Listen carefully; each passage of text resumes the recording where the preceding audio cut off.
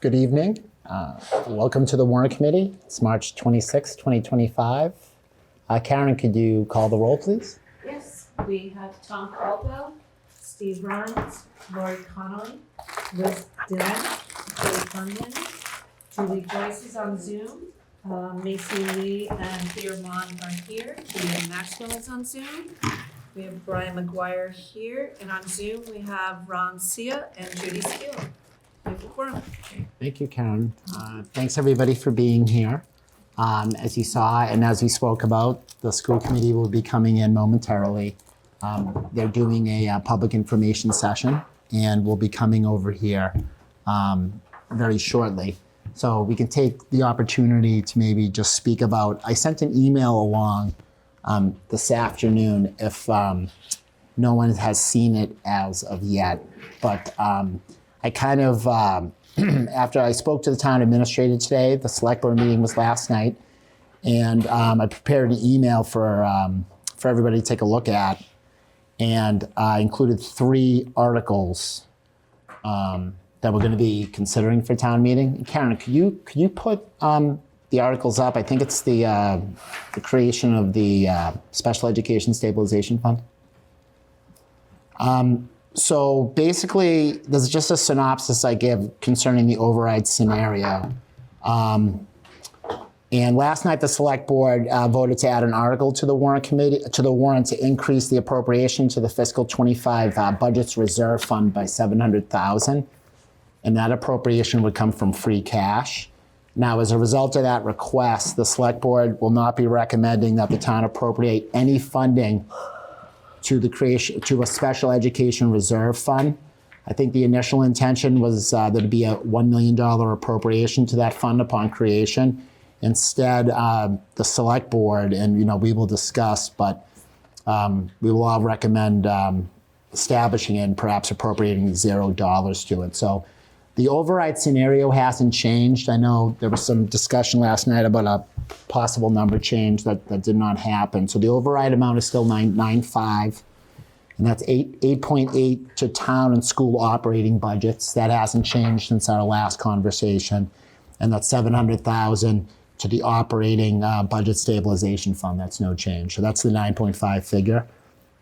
Now, this is the article to create a special education reserve fund pursuant to, let me see here. It's pursuant to the Mass General Laws.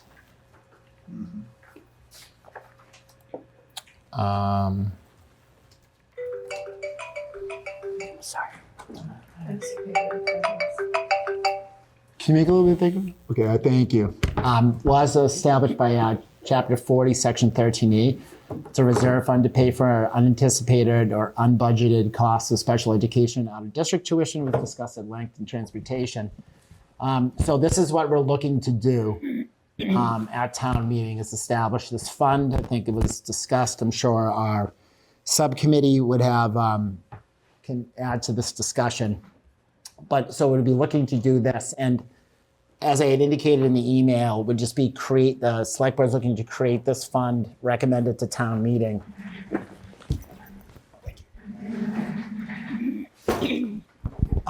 Recommend it to town meeting, but have zero funding in it. So Karen, could we go to the next article? Is that reserve or operating budget? Reserve, please.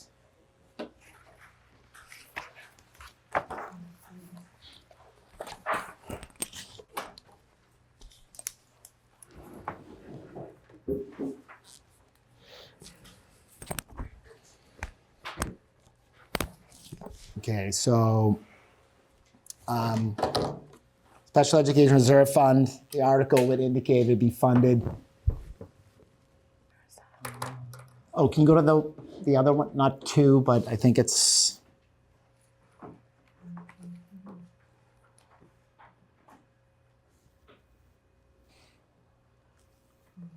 Sorry, hang on.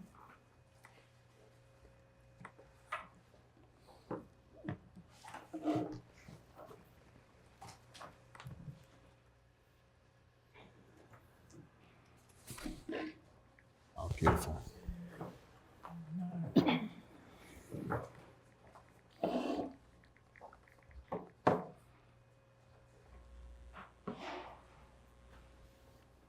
Okay, so this is the next article.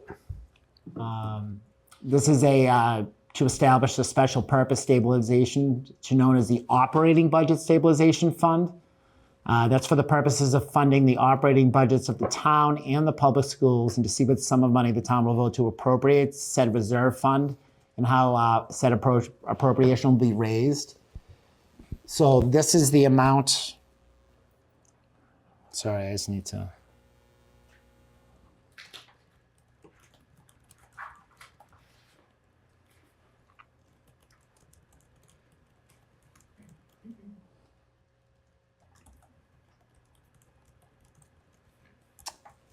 So we're going to appropriate this is the 2.7. And this is where the money is going to be coming from free cash. So we're going to be moving 2 million in free cash over. 2.7 to the Operating Budget Stabilization Fund, that the sum of 2 million be appropriated from funds certified by the Department of Revenue, and the 700,000 be raised from the tax levy pursuant to the override request that the town will be voting on. So those are the three articles. So it's the establishing, the funding, and then the movement of the money for the Operating Budget Stabilization Fund. So those are the three articles that are going to be in play. Does anybody have any questions about it? We just got these this afternoon, so that's why I sent the email out to try to break them down. Jay? Yeah, so the previous plan was to put $1 million in the Special Education Reserve Fund, and now it's to put $700,000 in the reserve fund, which leaves $300,000. Do we know where that's going? I think maybe last night Nick might have said, "Oh, free cash" or something. Free cash, I believe. But then, yeah, that might be something to be hammered out in the next couple of days. That will be, Jay. It could go to this. It could go to the Budget Stabilization Fund, if nothing else. So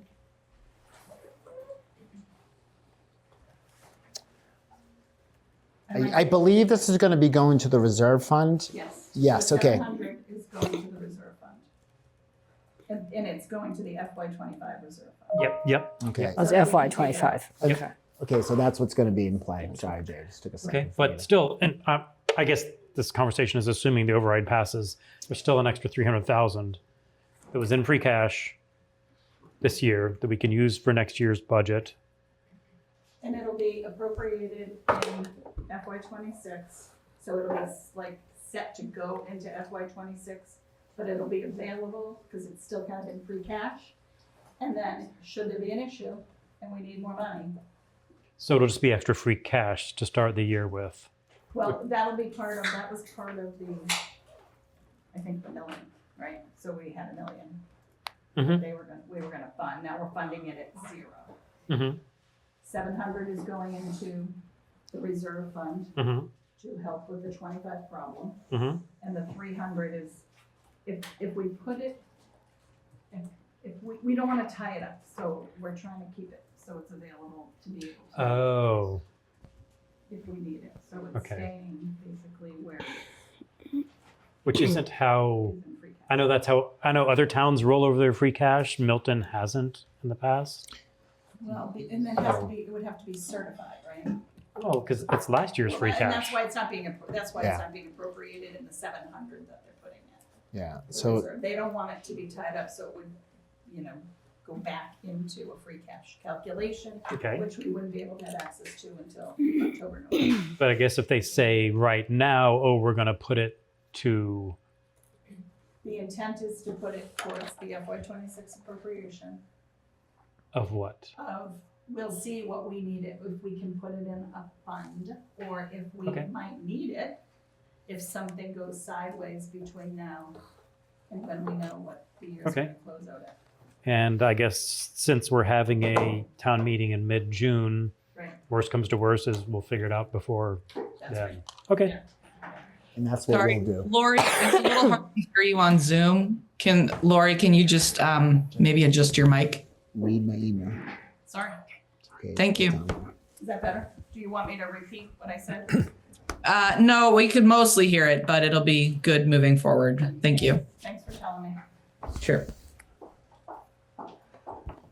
Okay, so I believe we'll be seeing potentially something concerning that free cash, the appropriation to the reserve fund prior to us breaking for the fiscal year in June and prior to the meeting. So I assume that there'll be a further discussion about that, but we can have a greater discussion. I know the town administrator will come in.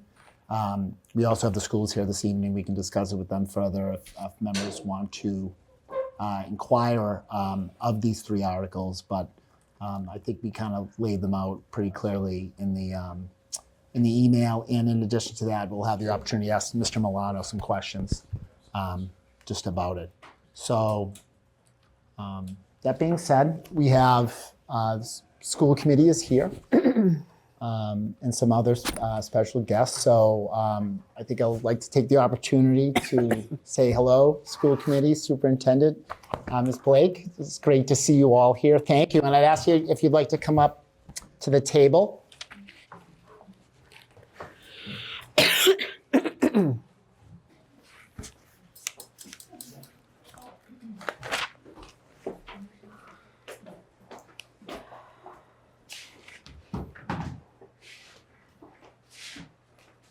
Good to see you all again. Thank you for having us. Sorry we're a little late. We just finished the information session at Pierce.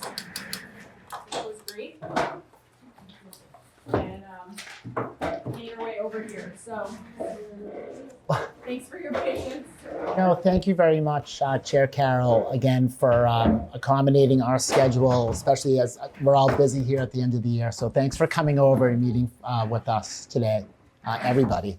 So I think, this is just typical, I think, of obviously a unique situation here given the override and other things, but this is really just our typical meeting that we have with the schools, traditionally Warrant Committee, where we discuss, obviously, the upcoming budget, concerns, things that you've been working on. I think we all know as a town and groups, individual citizens, there's been a lot going into the schools and the budget this year.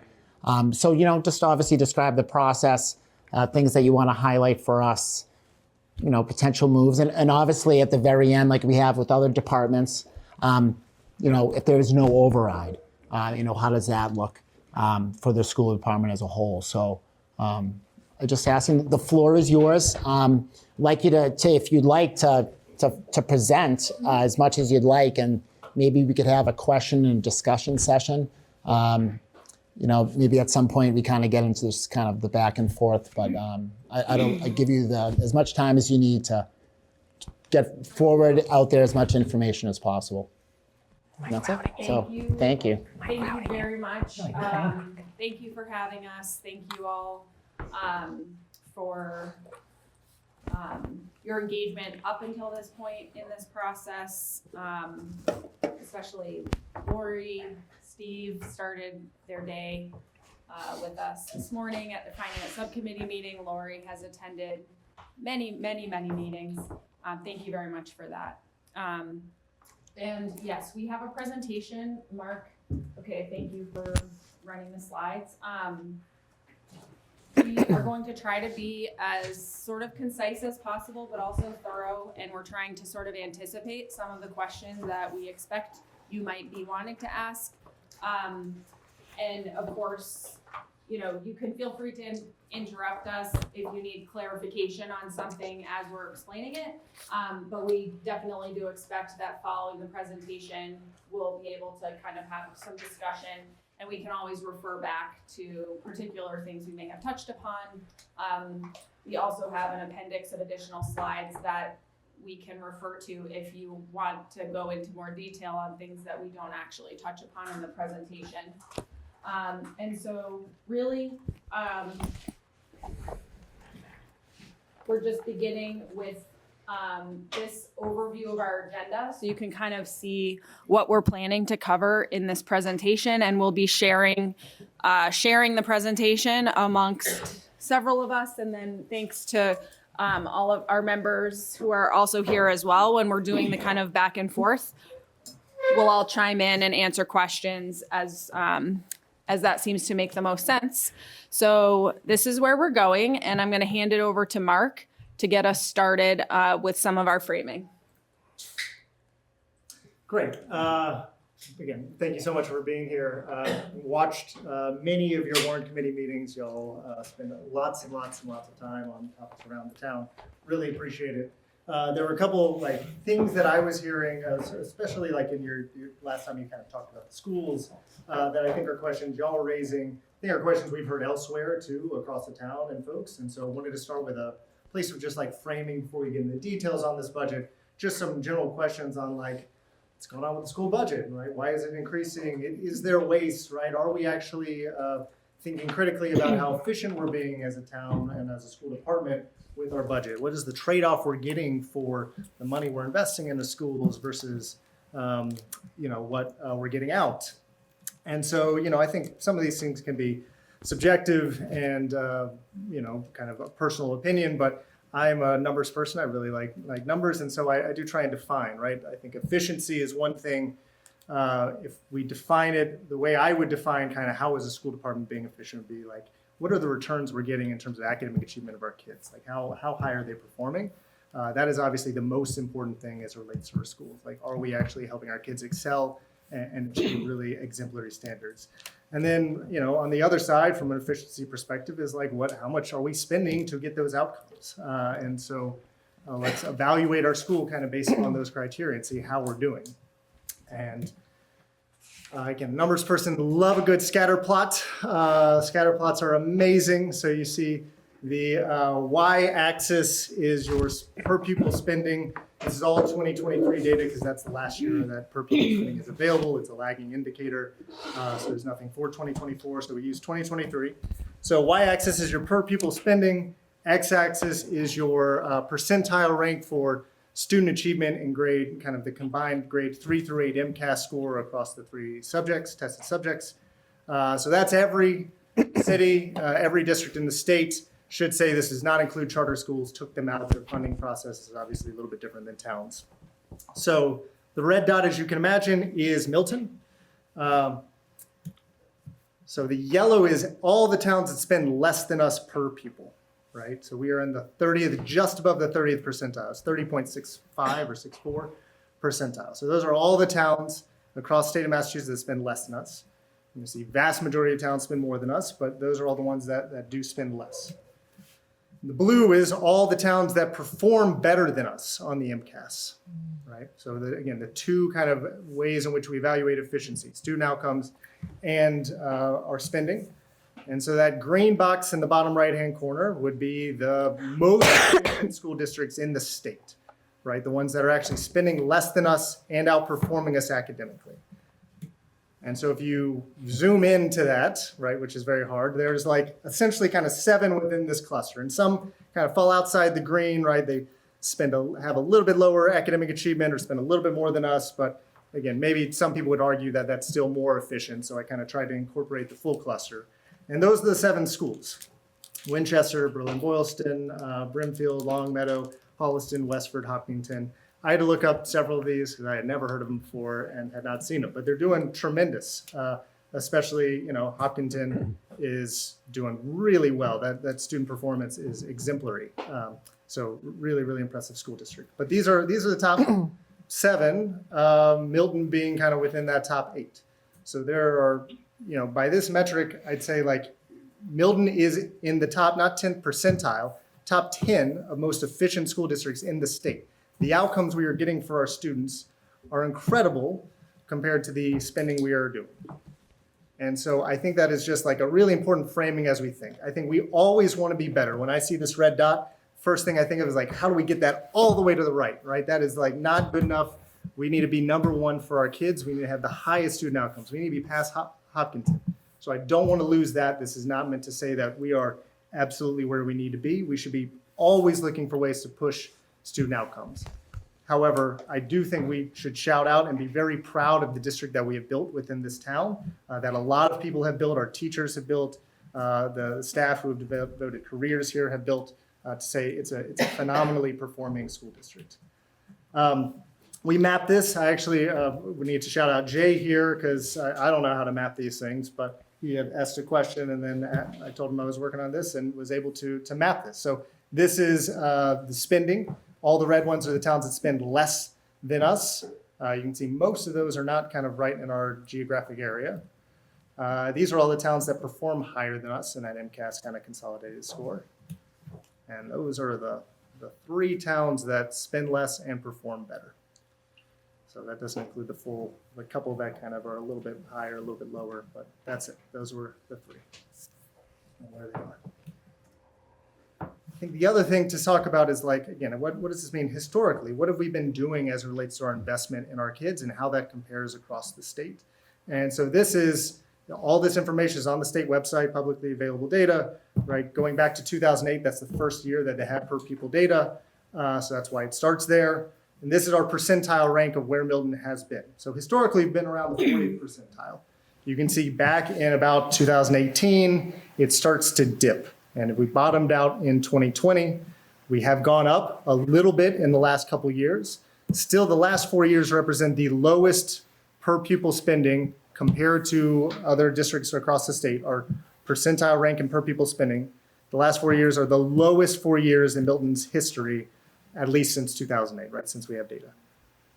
So we have decreased our level of investments, or our level of investment has at least lagged increased investment across the state.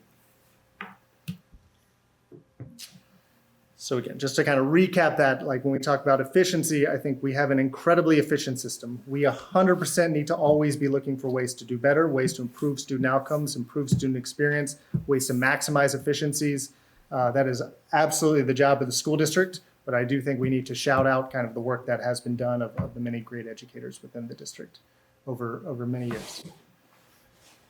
I think the other one that's been discussed is like, how does it values? And so as somebody who moved to Milton for the proximity to Boston and schools, and someone who's has kids in sports all across this town, who's have similar families, most of the families have a similar experience to mine. Again, came here, they wanted good schools for their kids, wanted to be close to Boston.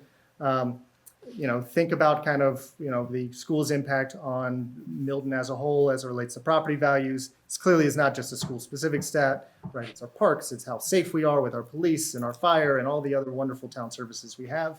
But we know property values in Milton have been skyrocketing. So since the last override, right, they've been up 53% from, this is based upon Zillow. Other metrics are pretty similar here, 655 to a million.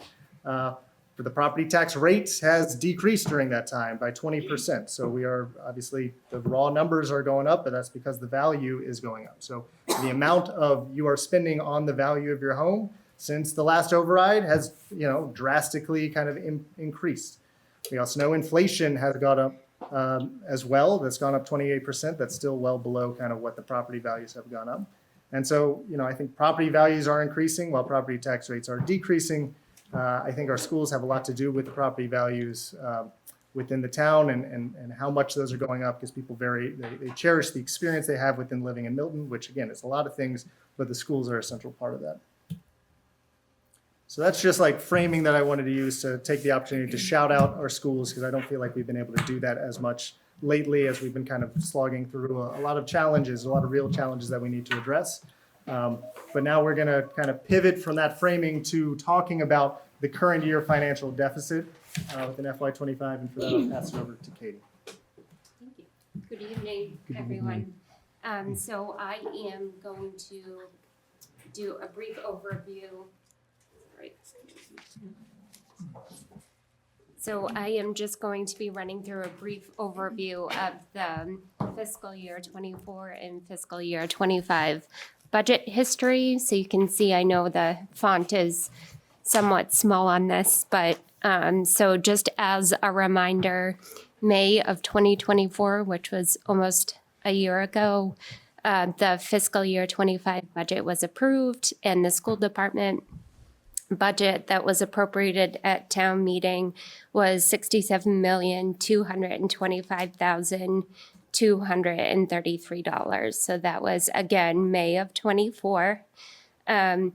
If we move forward to July 1st of 2024, that is when our fiscal year began. And so our budget lines were appropriated in accordance with the budget proposal that was approved during town meeting in May. If we move forward a few weeks during the month of July, again in 2024, that's when the fiscal year '24 deficit was identified and also addressed. So the school department prior year operating budget deficit was identified during that time, and the deficit was addressed using one-time funds. So when we say one-time funds, we're making reference to circuit breaker funding, which is the special education reimbursement funding that we receive from the state. So we used a portion of our circuit breaker funding. We also used some of the Medicaid reserve funding that we receive. Again, that's a reimbursement program. And then there were a number of, we reference them as chargebacks, but we utilize revolving funds from some of the school department funds, so the school lunch program as well as the community schools program. All of those one-time funds were used to address the fiscal year '24 deficit. So if we fast forward a little bit from July 2024, but looking back to January of this year, that is when the fiscal year '25, which is the fiscal year that we're currently operating in, that is when the projected deficit was identified. And again, just as a reminder, we are projecting, so it was not the deficit when it was identified. It was identified as what we were projecting the balance to be at the end of the fiscal year in June. It was not identified as the current balance. So that is just a projected deficit. And that was done as a part of the second quarter report that was presented to the school committee. Sorry, I'm trying to follow along and look at the screen. So, so a portion of the deficit that we saw in fiscal year '24, but that we're also experiencing in fiscal year '25 is due to a structural deficit within our operating budget. And so just to give more context around when we reference a structural deficit, just providing more information on what that actually means. So a structural deficit means that the recurring expenses are consistently exceeding the recurring revenues or the budget appropriation. And so some of the examples that we are seeing within the school department budget of deficit areas include the cost of substitute coverage. So when our teaching staff is utilizing some of their paid time off benefits, we are bringing in either outside staff through substitutes, or we may potentially have some of our own staff that has some time that they're able to cover a class. And so those expenses historically, we have run in a deficit position, which has resulted in a recurring structural deficit. And you can see some of those numbers here. And then we're also experiencing that in our utility budget. So you can see we've provided 2 years of historical data, the current year data, and then you can also see here in the grids the proposed budget for fiscal year '26. And so in looking at having a structural deficit, and in order to address a structural deficit, we really need to identify how it happens. And so structural deficits can occur for a number of reasons, and two of those reasons being that the budget is based on past budget numbers, and it's reflective of the past budget and not the past expenses. And so that was an important part of the process in looking at how much funding or what was the overall cost that we previously incurred instead of just looking primarily at what was the budget that we had carried over from year to year. And structural deficits can also occur because of the rising cost of goods and services and also due to demographic changes. So this is, in talking about structural deficit, we've also seen some deficit budget lines in special education. And so we've provided in this exhibit some historical information on 3 of the major budget categories for special education. Special education is a considerable part of the school's operating budget. And so this is just a snapshot of the expenses, but it does not encompass all of our special education expenses within the budget. So I just wanted to name that. But you can see here the budget numbers that were appropriated in the budget, the overall expense for these major categories over the course of several years. And then when we reference circuit breaker funding, again, that is the special education reimbursement program that we received through the state. You can see the amount of circuit breaker funding that we've utilized to offset that total expense for some of our special education costs.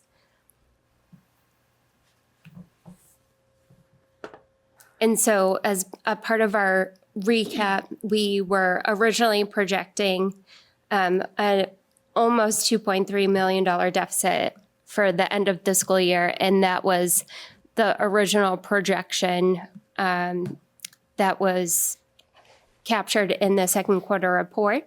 That number is based on a number of different things, one being known costs of both salaries and expenses.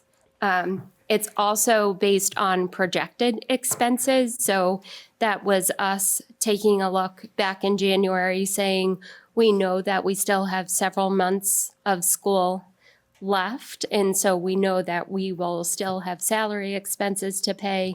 We will still have substitutes that we need to pay. We will still have the lights on. We will still be utilizing water. We still have athletics teams.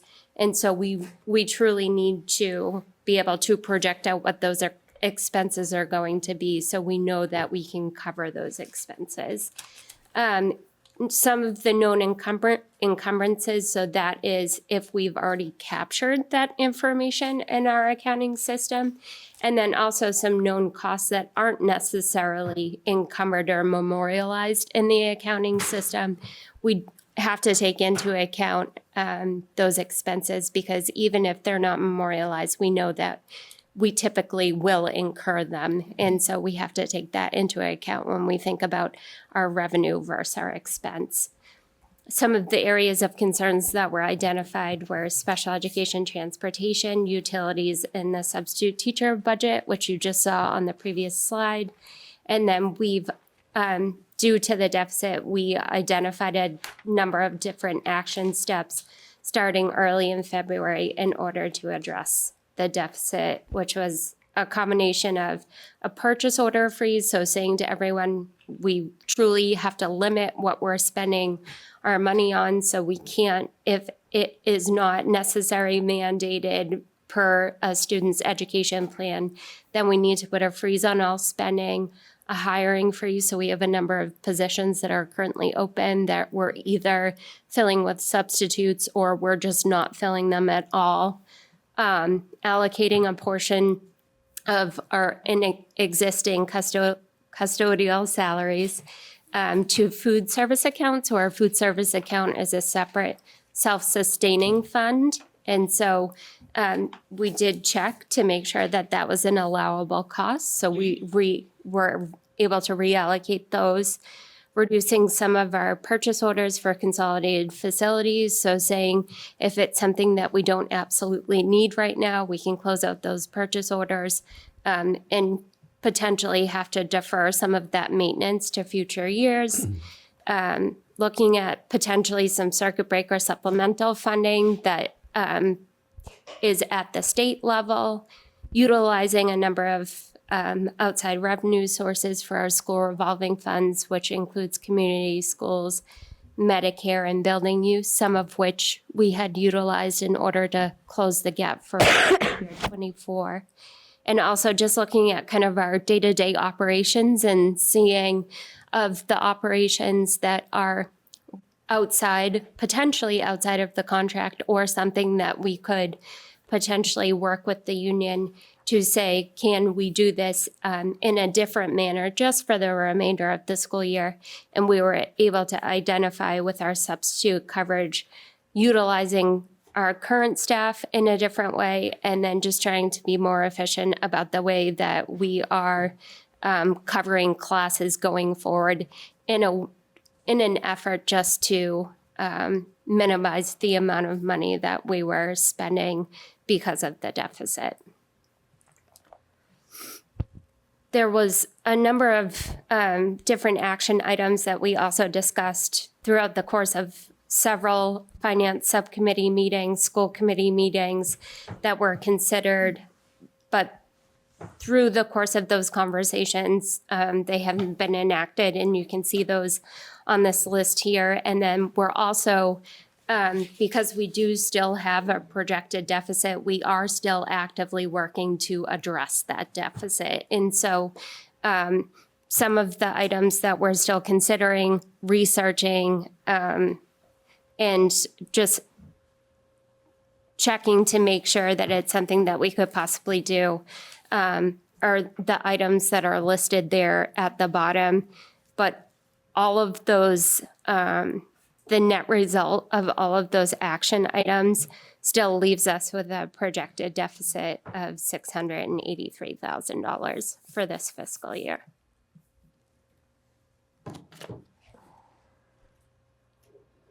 So obviously, having a deficit within the current fiscal year is not good. That's not what the town entrusts us with. And so one of the things that we have been talking about within Finance Committee and School Committee as a whole is, again, obviously what led us here, or that history as we've kind of laid it out, and how do we move forward, and how do we strengthen, improve kind of the best practices from a finance side, from an oversight side, from a transparency side, on the school, within the school. And so the biggest one we want to highlight is what kind of Katie talked about a little bit before, but we think is really important, which is the development of the FY26 budget being done in a way that addresses the structural deficit as we have found it to exist within the current year budget.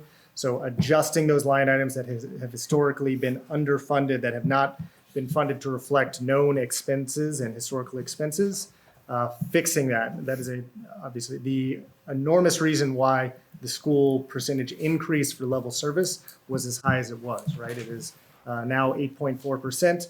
Large portion of that is this, right? Even just correcting for utilities and substitute line, that alone is $1 million. It's about $500,000 between the two of them. So out of the $5.7 million kind of school addition. So that is a huge one as it relates to the question that we get on, like, how can we be sure you're not going to be in this situation next year? It's those adjustments, those line by line adjustments that, again, all of you have the ability to look through within the budget documents in terms of the historical expenditures and budget, and what the school committee is proposing for next year. So that's a big one we just want to reemphasize. The other process we are looking to implement within the year is this budget recasting.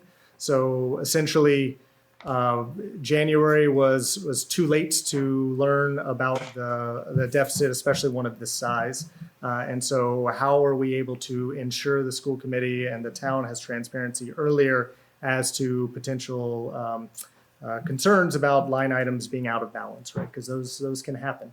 So what a recasting does is that after a fiscal year closes, sometime in early July, taking that final end of year expenditures, comparing that line by line with the next year's budget, the approved budget, and identifying if there are places within our, what at that point will be our current operating budget for next year, let's say FY26, where our FY26 budget actually is less than our FY25 expenditures, end of year expenditures. Because at that point, then we can assess those places where there is a discrepancy. Say, Is there a reason why we would expect those costs to go down within this year? Maybe it just spiked for some known reason in the prior year. And if not, how are we adjusting that budget line to go up to accommodate for known expenses? And where are we taking that from elsewhere? Where are we reducing elsewhere to create what's called a recasted budget for FY26 to adjust for those actual expenses that we incurred and can assume we will incur in the following fiscal year. So that's another one. The other is this addition of curriculum funding within the FY26 budget. This is a concern that has been brought up within the community for a number of years, that the financial situation of the school district has been challenging to fund, and that there has not been a line item for curriculum in order to fund kind of what we're currently identifying as the most needed thing, which is the ELA curriculum. By putting that within the budget, not only are we able to fund the ELA curriculum, but a curriculum rollout is a multi-year process. It's not you write the check, you get the curriculum, you're done. There's lots of professional development associated with it. Sometimes it's a rollout over different grades, over different years. You're, again, training up people to make sure they're really supportive. Sometimes you have kind of initial professional development provided by the outside organization at the start. All these kinds of costs to kind of really build up and create robust understanding and implementation of a new curriculum.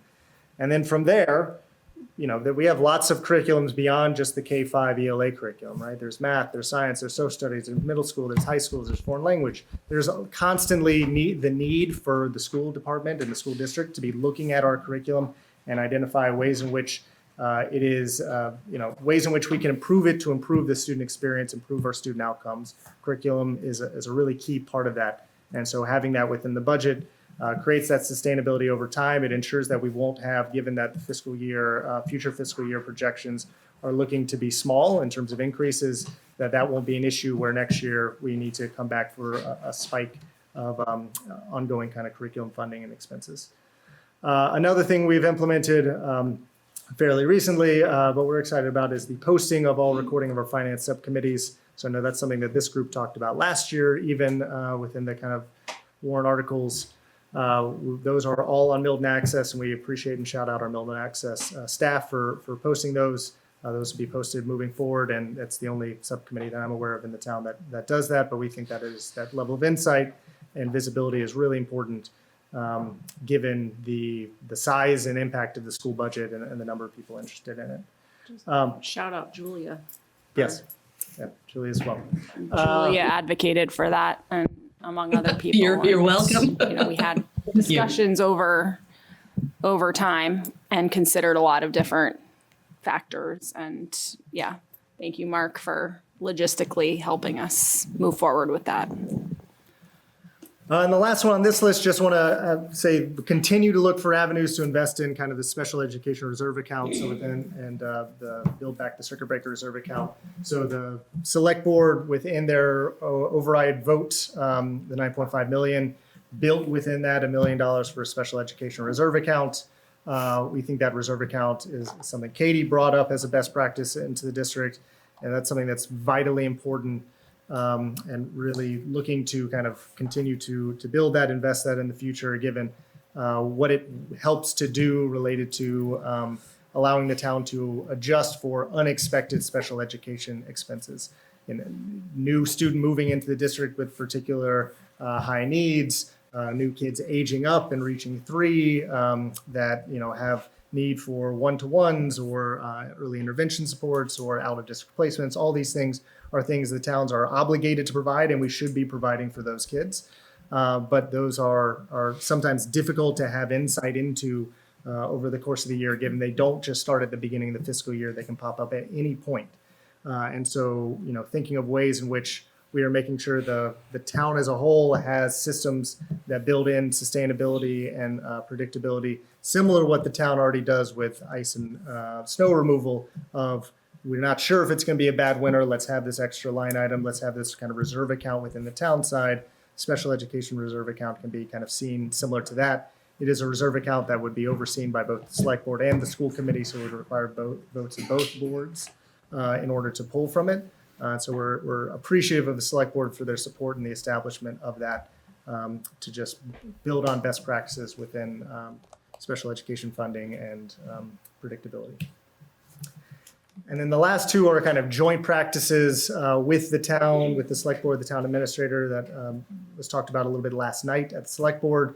First one is this procurement of a kind of consultant to provide an assessment of both the town and the school side, finance, budgeting, and human resource practices, and to kind of receive recommendations on process improvements, right? What are the places in which the town is doing well? What are the places where it's not, where we need to invest more, where we can find efficiencies, where we can change systems that will provide us the insights and monitoring and reporting that we need and that we want in order to be good stewards of the financial resources of the town. So, we are extremely appreciative of all the work Katie has done to kind of bring a lot of outside vantage point and best practices into the school department within this year. We're really excited what this potential procurement can do in coordination with the town to kind of look at our department, but also holistically. There's just so many places where the town and the school's finances merge and have to communicate together. And so having that kind of joint collaborative process with the town is something we are excited on. So appreciate the town administrator. I want to shout out John Cohane too for his work in kind of thinking about this and creating conversations around this. So thanks to him. And then the last one is this planned establishment of a joint finance committee. We've been advocating kind of throughout the year of trying to reestablish the coordination between the select board and the school committee with the dissolvement of the select board's finance committee. We just haven't had those lines of communication in the ways we've wanted to. The idea coming from the town administrator, which I think is even better than that idea, is to not only bring the select board and school committee together, but bring the members of the warrant committee within that. So the three primary boards responsible for the town's finances come together to meet monthly, review year-to-date budget reports, discuss trends across town and school departments, and help create plans for kind of better long-term financial planning, which is something that's been discussed here. Jay has brought that up as well. So excited about the possibilities that this brings. And so the last thing is just the FY25, the request that the school committee made last night to select board related to addressing the still projected deficit at the end of this fiscal year within the school committee budget or school department budget. We requested $1 million of free cash allocation, the free cash that was allocated towards the special ed reserve account, primarily because the vast majority of our overspend this year is within the special education department. But take that, and the request was that the select board push that into their town's operating reserve account, which has oversight by this board, not to allocate to the schools, but just keep it in the town in a place where it could be accessed later in FY25. Select board voted to move forward. They only moved over $700,000, not the full $1 million. That still requires town meeting approval, as I'm sure you all know. But we're appreciative of them at least moving over the $700,000 that would cover our current projected deficit. We recommended the full $1 million just to provide the town as much flexibility as possible in addressing the gap in the situation which we are not able to fully implement or see the financial realizations of all the things we are projecting to quite the level we are. Which includes the state Which circuit includes breaker. the state circuit breaker funding, which is still something that we are waiting to get clarity on from the state, and that's something that is within the town's control, as well as if additional special education expenditures pop up, as there are a couple that are coming up. So that was the reason why we advocated for the $1 million. Select board did the $700,000. So if at some point, the goal is to keep that number well below $700,000, if not much below it. However, if it's above that, we'd need to go back to select board and have that conversation and ask for the additional $300,000 to be moved into the account. These are just quickly, without reading them, kind of the reasons why we suggested the reserve account. We want to make sure it's available in FY25, right? And we want to make sure it's kept under the town's control, not allocated to the school department yet, because we don't know how much we'll need, and we don't want a penny more than is necessary to close as hopefully small a gap as possible. And also want to make sure we have oversight and transparency within that process and have another board that we would need to come to talk about, present, answer questions, so the town as a whole has insight into that, and it's not just something that we can pass. Our understanding, and we shared this last night, and the town administrator confirmed it, it does not change the free cash allocated to the FY26 override plan. that the town is leveraging to sustain the override through FY30. So there was $3 million of free cash. 1 million was to this account. The other 2 were elsewhere. We're not touching that. We're touching the special ed reserve account. So that does not affect the sustainability of the budget moving forward or allocations to other town operating budgets allocations. And also want to be clear that the schools are not requesting for any additional funding beyond the $5.7 million allocation that the select board voted on for FY26. So something we want to be clear on.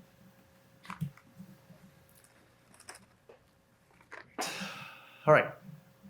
The override budget. Is this me? Yeah, you just went through my section. Did I go through your section? Yep, Why did you that's poke fine. me? It's okay. I can't see the I'm presenter handing it notes. over to you, Mark. You just keep going. You're on a roll. I really don't want to. All right, I'm sorry. I'm sick of hearing my own voice. Amanda's had a question. Amanda's had his hand up. I don't know if you want to go through. FY26 override budget. So our original request for FY26, as y'all know, and especially the school subcommittee knows, was $6.4 million. That was to provide the level service funding for level service for the school department, which includes addressing the kind of structural deficits as we talked about them. The select board moved forward with an override that allocates to the schools $5.7 million, so not the full amount. So there is a $700,000 reduction to the school level service funding that we needed to work through. That is why we unfortunately had to cancel our last meeting where we were going to come to you previously, because at that point our budget wasn't correct.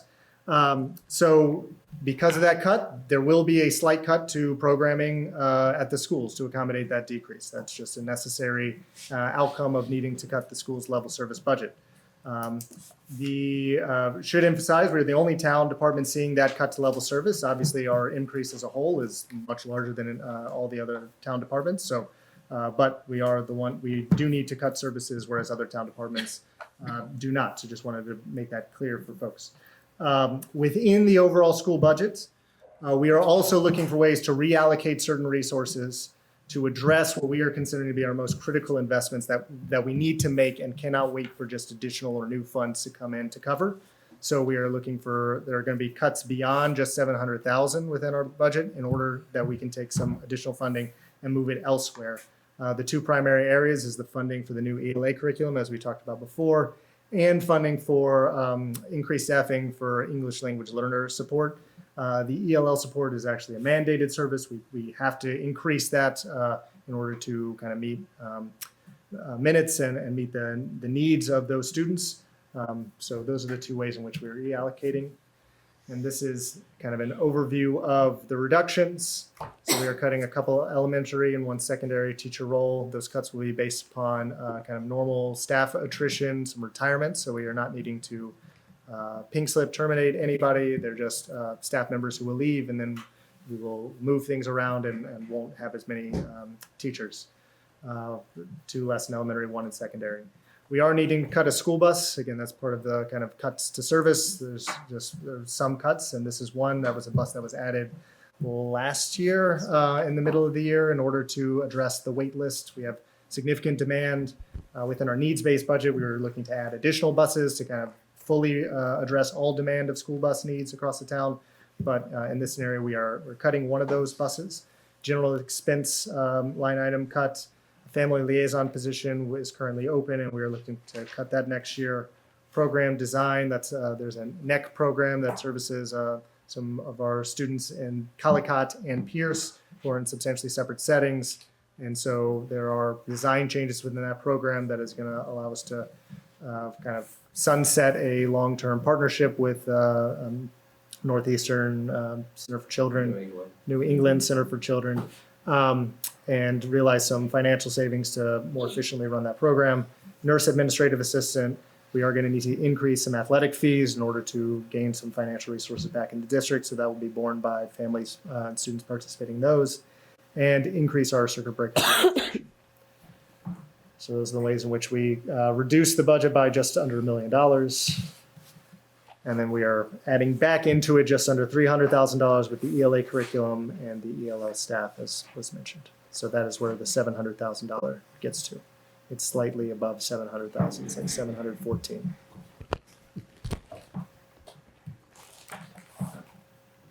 Great. And now the non-override budget, which is not me.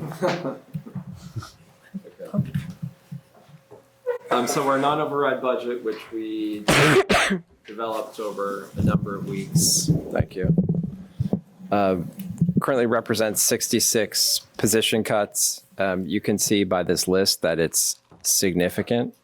It touches administrators, classroom teachers, instructional assistants, custodians. So it has an impact on all parts of our organization. This represents roughly $5.4 million in cuts to the school budget. The consequences of having to reduce this many positions will require significant work on the part of the school district to look at every system we have in place and do over the summer work on expansive restructuring of how we provide services.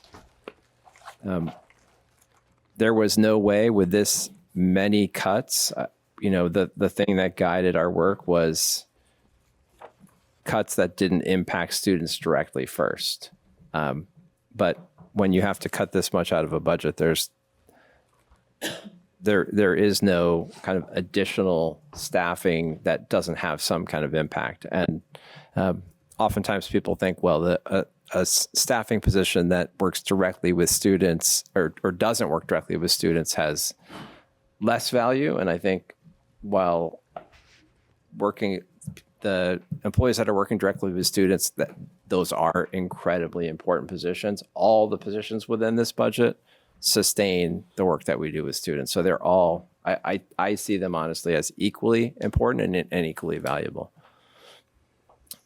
We are the select board last night talked about the impacts of the $700,000 if an override does not pass. So we are going to be continuing to look at this non-override budget and may need to return with further reductions, which we are currently kind of investigating.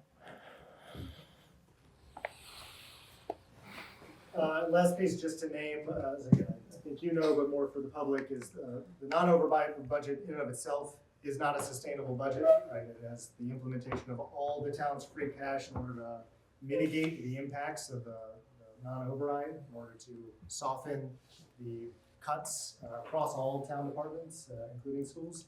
And so, unless that free cash comes in at the same rate plus the inflationary increase, there are going to be more cuts beyond this in FY27. There'll be no way to sustain level services that year. And so we just want to make sure that that's very clear for folks. There's some who believe that the override just kind of resets us on level footing at a much lower rate, and that's not the case. It's going to be a rocky position for multiple years in a non-override scenario. We have a lot of other information we're happy to share and go into, but we'll pause there for the presentation and look forward to questions and conversation. Liz has first. So we get Liz and Ron. Maybe I'm on. Okay, Aman. Thank you, Liz. Aman, you can go first. Thank you. Judy, fourth. Thank you. I had a question because I know you guys were talking about, accounts and student performance, and I kind of wanted to know if you guys, were, when it comes to the funding, working around, like, say, a voucher, when it comes to, like, pedagogy, like student tools, because I know today with, the amount of screen time kids are using, their probably attention spans are probably now being shortened. And I was kind of curious, like, the way you guys are approaching this, especially when it comes to funding. I'm not sure I understand the question, Deal. So are you talking about within our current budget, what kinds of investments do we have that reduce reliance on digital media? Well, I'm looking at like when it comes to how we're approaching like student performance, because I understand, like for example, the like student SATs, like, sometimes they might have like those Saturday classes. Another thing I was thinking about was just like the like AI tools out there that I've discovered that, kids can use that actually they're doing in colleges for, being able to study more effectively, if not efficiently. Mhm.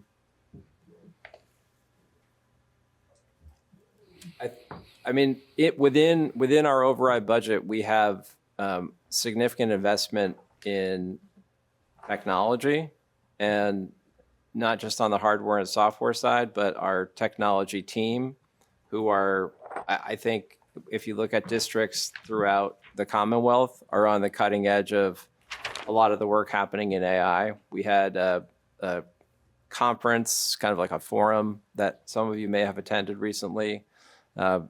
We are working, that team, which includes tech integrationists, director of technology and tech innovation and integration.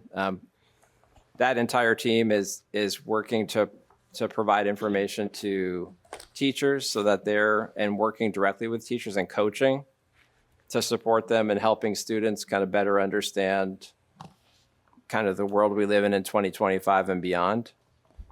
So I think if I understand your question correctly, the budget does include investment in helping students with digital literacy and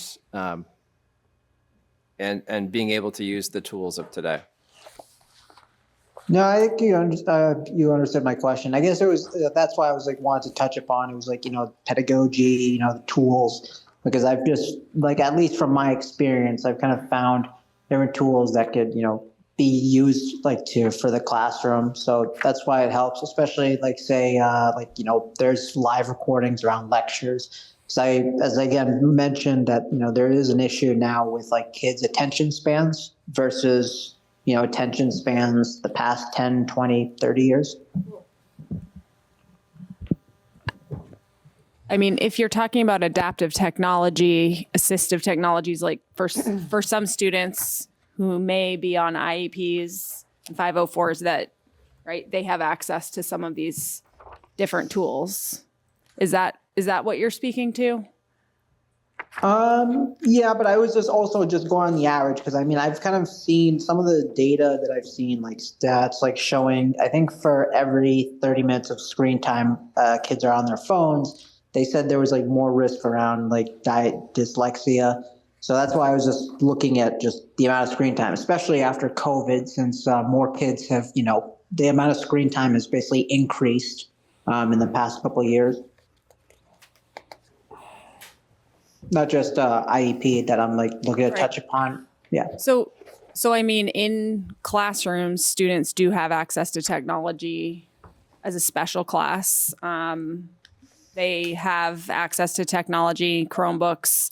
They're using certain platforms on a daily basis to access content that is able to then be like tailored to their learning level. Right. So, I mean, just whether it's French, ELA, math, iReady, like these are some of the programs that our students are engaging with kind of day in and day out.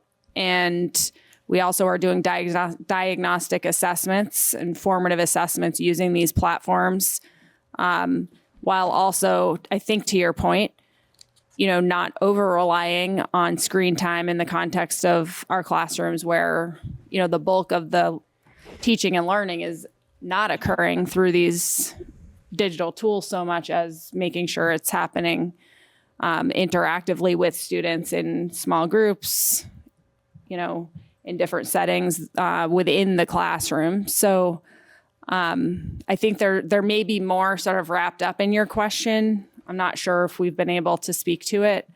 I think you're definitely raising some key and important considerations that go well beyond the walls of the schools as well, right? Into how families kind of choose to support their kids outside of school. So I'm sorry if there's something else that you are trying to get at that we haven't answered yet, let us know. No, I was going to say, I think you answered it for the most part. I guess it was just also like, I'm glad to know that there is investments made. I guess was only curious, knowing around spending allocated towards specific like that, and knowing that you guys have spent money on tools, try to tailor to kids, especially personalizing. That's very heartening to hear. I can speak to the budget aspect too. So we have a number of paid applications, some of them of which we brought into the system kind of as a result of COVID, and COVID really did change in a way the way that we were teaching because of our reliance on technology during that time. But since then, because some of the applications were originally brought in and they were free at the time, and then they now do have a fee associated with them, we do take the time to go through each one of the applications, identify what the cost of the application is, look at the usage of the application both by our students and by our staff members, and then identify what the cost is associated with that application, and if there's efficiencies within the budget, either by reducing from having an overall district license to reducing it to be a per user license. And so we don't want to obviously pay for something that people aren't using. And so that's a process that we go through and that we will continue to go through almost on a quarterly basis because some of those applications have different start times. So we can't just do it once a year during the budget process. We have to make sure that we're doing it on an ongoing basis. And we do have a director of technology, AJ Melanson, who's done a wonderful job digging into those details. We actually have a meeting on Friday, so I have some of the numbers right in front of me that he did such a nice job, so I can speak very easily to them if there's questions. But that's definitely a part of the process, at least specific to budget development and budget administration. Thank you very much. Bill Seleman? Yeah. Oh, I do want to say though, you definitely seem in good hands. I had Mr. Melanson years ago in high school for business. So especially if you guys are kind of going over technology and business, he seems like your guy. Yes. Thank you, Oman. Liz, question? So I have 4 questions. So you talked about how in the past we've had to use kind of free cash or one-time funding for fiscal year. Really, my first and second question are kind of interrelated. So you also talked about having budgets based on prior year budgets. Now we're comparing the budget to the actual spend from the year before, and then sort of going through as we go along and adjusting for anything that's different. Are we anticipating, other than the $700,000 that's supposed to cover the current deficit for this year, are we anticipating using any one-time funds for fiscal year 2026, for next year's? So we have a number of different revenue offsets that we'll utilize that are kind of those outside, if it's state funding, if it's The grants. Medicare, right? I wouldn't say, but we have those very well defined in the budget.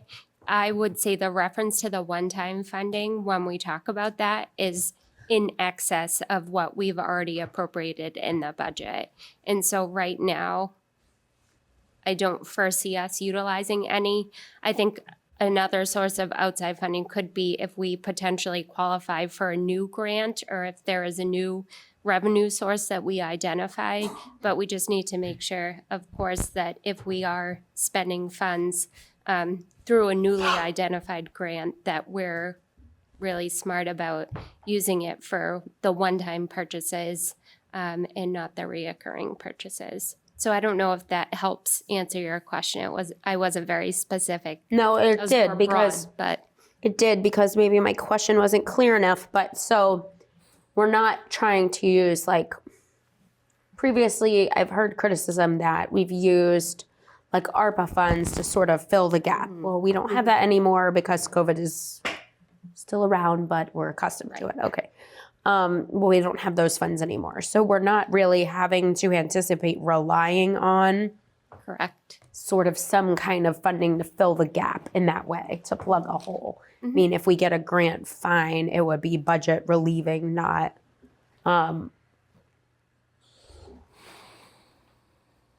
but you don't foresee any need in 2026 and the going forward to kind of use one-time monies in order to fill in gaps that aren't budgeted for, I guess is my question. Correct. Okay. And then you were mentioning something about this NEC partnership. Are we sunsetting the whole thing or are you just changing the program? I was very confused about what you're talking about there. I care a lot about that program because it's at Collycott and I have friends whose kids go there. So we've been partnering with NEC for a long time to sustain that program. Okay. Oh. To sustain that program and the middle school program, we had a high school program as well.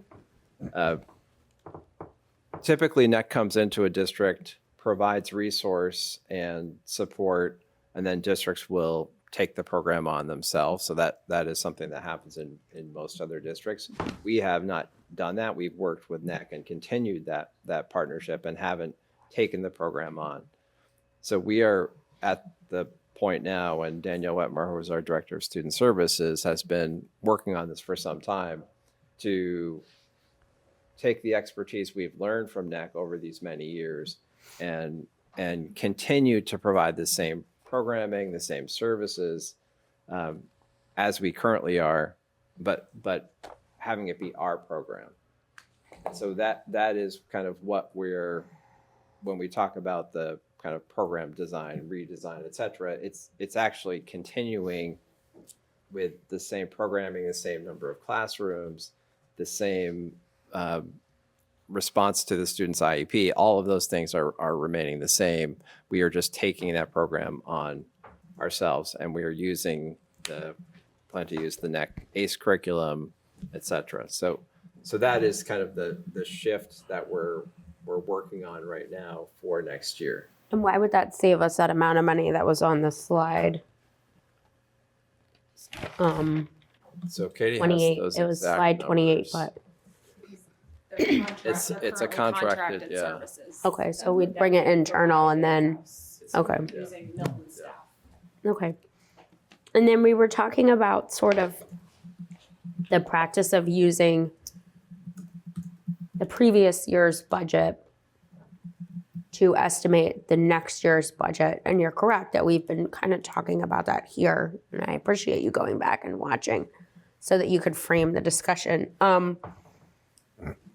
Seems like from the slides, I mean, it only went back to like 2023, so only 3 years, but at least this problem has been going on since then because we've seen like deficits 23, 24, 24, whatever. Do you know like how long that practice had been going on historically?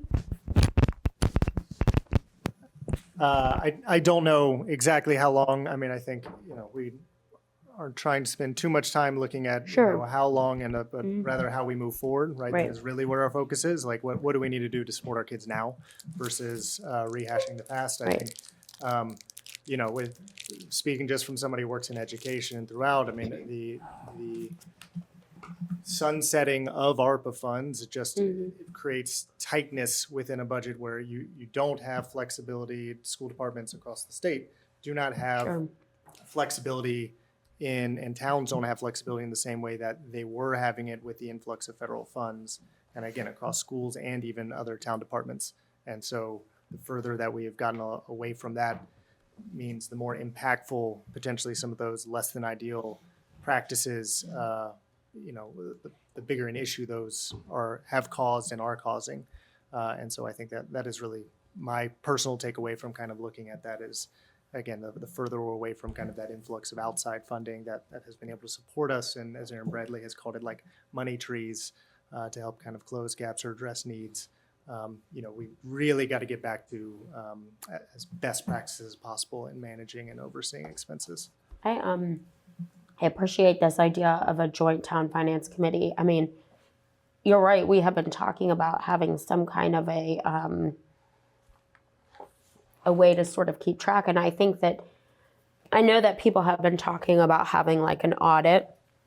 I know that we have a yearly audit of the entire town. So I don't know, maybe a forensic audit or whatever people are talking about. But I like the idea of having this monthly meeting for members of all these different committees, because that isn't an additional cost, but it still kind of allows us to, it's just my 2 cents, but still allows us to have this sort of transparency and, I don't know to what extent needed, but like oversight, transparency, working together with all these different committees that the town can watch and have access to on Milton Access without any additional cost. So I think that's creative thinking. I appreciate that.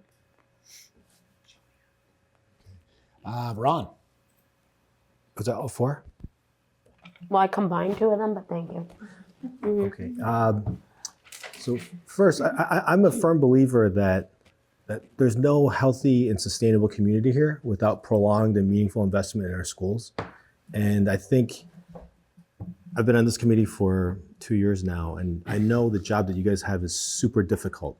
And especially in these times, I know you guys have had tons of discussions and you're looking into all these ways to save money. And I would say that it's appreciated. So when you guys feel like, everyone's hammering you to save money, I would just say a lot of people appreciate your work. So thank you. And, I think it's super important that we're being transparent. And, I know you guys probably have a lot of busy nights just like we do. So I'd like to say that first, and then I have a question. The cost savings for this remainder of the year, I assume if we were to been able to do that for the full year, we'd save more money, right? Are we planning to do that just for this year, or is that work that will roll over to future years? So you would see that continue, next year and the following year, I just wasn't sure. They seem drastic. I wasn't sure if that's we'll just do this now for 3 months to try to find money, but we need to start doing that again come September. I wasn't sure how. Yeah, you mean the PO freeze, the hiring freeze, the utility? Yeah, so those are not sustainable practices. We can't, again, teachers need supplies to support students. They need paper. We need to fill the positions that we are outlined within our budget in order to support students and support our staff. So those are expenses because the other line items are so out of whack. We have to cut somewhere, and so we're affecting other parts of the budget and parts of student and staff experience that aren't out of budget, but need to reduce those in order to offset elsewhere. So those are not seen as long-term practices. The utilizing of offsets is something that happens on an annual basis. What is happening here that is one-off is the size of the offsets is much greater than we would like them to be. We are tapping those rollover accounts at a level beyond what really they should be responsible for. These are accounts that, again, are funded by people paying into them for the services they have and should be used to cover those. And then the substitute coverage is another one where absolutely not something that we want to sustain long-term in terms of, grouping kids together and not having kind of the small classes being covered. That's just not good educational instructional practice. We just find ourselves in the hole we are in, and unfortunately are looking for every avenue to shrink it as much as possible to have as little impact back on the town as we possibly can. But with that said, that strategy is being targeted to try to avoid core academic subject areas, just to point that out. Got it. Thanks. Thank you. Judy. Thank you. My question is going to go to the school bus. I saw on your chart of to reduce expenses, you're going to eliminate a school bus. And so my question is, if you eliminate a school bus, and I don't know, I've heard out and about in town, it might be a school bus going to East Milton Square, which has a horrific traffic problem in the mornings for sure. Is there more than one school bus that goes to that area or just the one?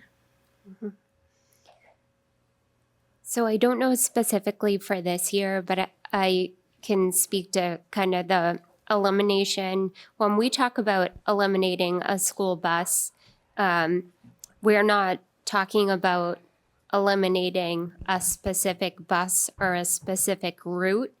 And so we would essentially just be reducing the number of students, but with the ability to service the existing area and service the existing stops. It's just that our capacity may be less than the next year than our capacity is this year. We contract out for our school transportation for our yellow buses that you see driving around town. So we contract that service out. And so because of the procurement laws in Massachusetts, we have to go out to bid for those services. And so as part of that process, we looked at the size of the vehicles to see if there was any efficiencies in moving from a 70 passenger bus to a 77 passenger bus. And so we're hoping that in doing that we're kind of offsetting some of that capacity that we're looking at eliminating through reducing that school bus. So I hope that answered your question. It's not a specific bus. It would just be somewhat of a reduction of the capacity. Since we're talking about the bus, could you talk about the difference between mandated? Yes. Transportation? Yep. So school bus transportation is mandated. So the state has said that we are required to provide transportation to students in grades kindergarten through sixth grade that live over 2 miles from the school that they attend. And so we are required for those students to make sure that we are providing transportation. For our students that live within that 2 mile radius that are grades K through 6, or that for any of our students that are in grades 7 through 12, we're not mandated to provide transportation for them, but we have historically, and we will continue to offer transportation on a fee-based process, depending on the capacity of our vehicles. So families can elect to register their students for transportation, even if they're a high school student, and if there is capacity on the vehicle, then they can pay for bus transportation. And we utilize that revenue that we receive to offset the overall cost that we're paying out to our transportation provider. The line item, that was a great explanation. Thank you. Just to clarify for looking at the chart here, 95,000 is to reduce the bus size on all routes, or just one. So that would just be the elimination of one bus. So one bus? Yes, yes. So each bus that we have. And then we have to relook at the routes and reallocate the routes with the remaining buses. Okay, thank you very much. That clarifies everything for me. Thank you, Judy. Macy. So I just want to second what Ron said, and thank you for your service to this town. I know it's a lot of work, just the numbers alone. It's overwhelming for me, but it must be for you. So I have a very simple question about utilities. So I noticed that this year, so far, the expenditure is $2 million. So I'm going to be a little different. I know we're talking about reductions, but your proposed for fiscal year 26 is 1.9. So my question is, to avoid a deficit for next year, should you not be asking for 2.1? It's a lot. That's my second question, because that's a third of your budget going into FY26, which is enormous. But I'm just wondering that, because to avoid coming back with a deficit next year, and I'm sure you study this, I'm just looking at it for the first time tonight, perhaps the proposed budget should be 2.1. I mean, with the rising cost of utilities, I mean, everywhere, water, heat, electricity. So that way you don't have a deficit next year, at least in this part, which is a huge part of the budget, It the is. utilities. Yeah. So I'm just asking, I mean, like, I know we're all talking about reductions and trying to save money, which is my second question, but maybe budgeting for more so that you can avoid a deficit next year.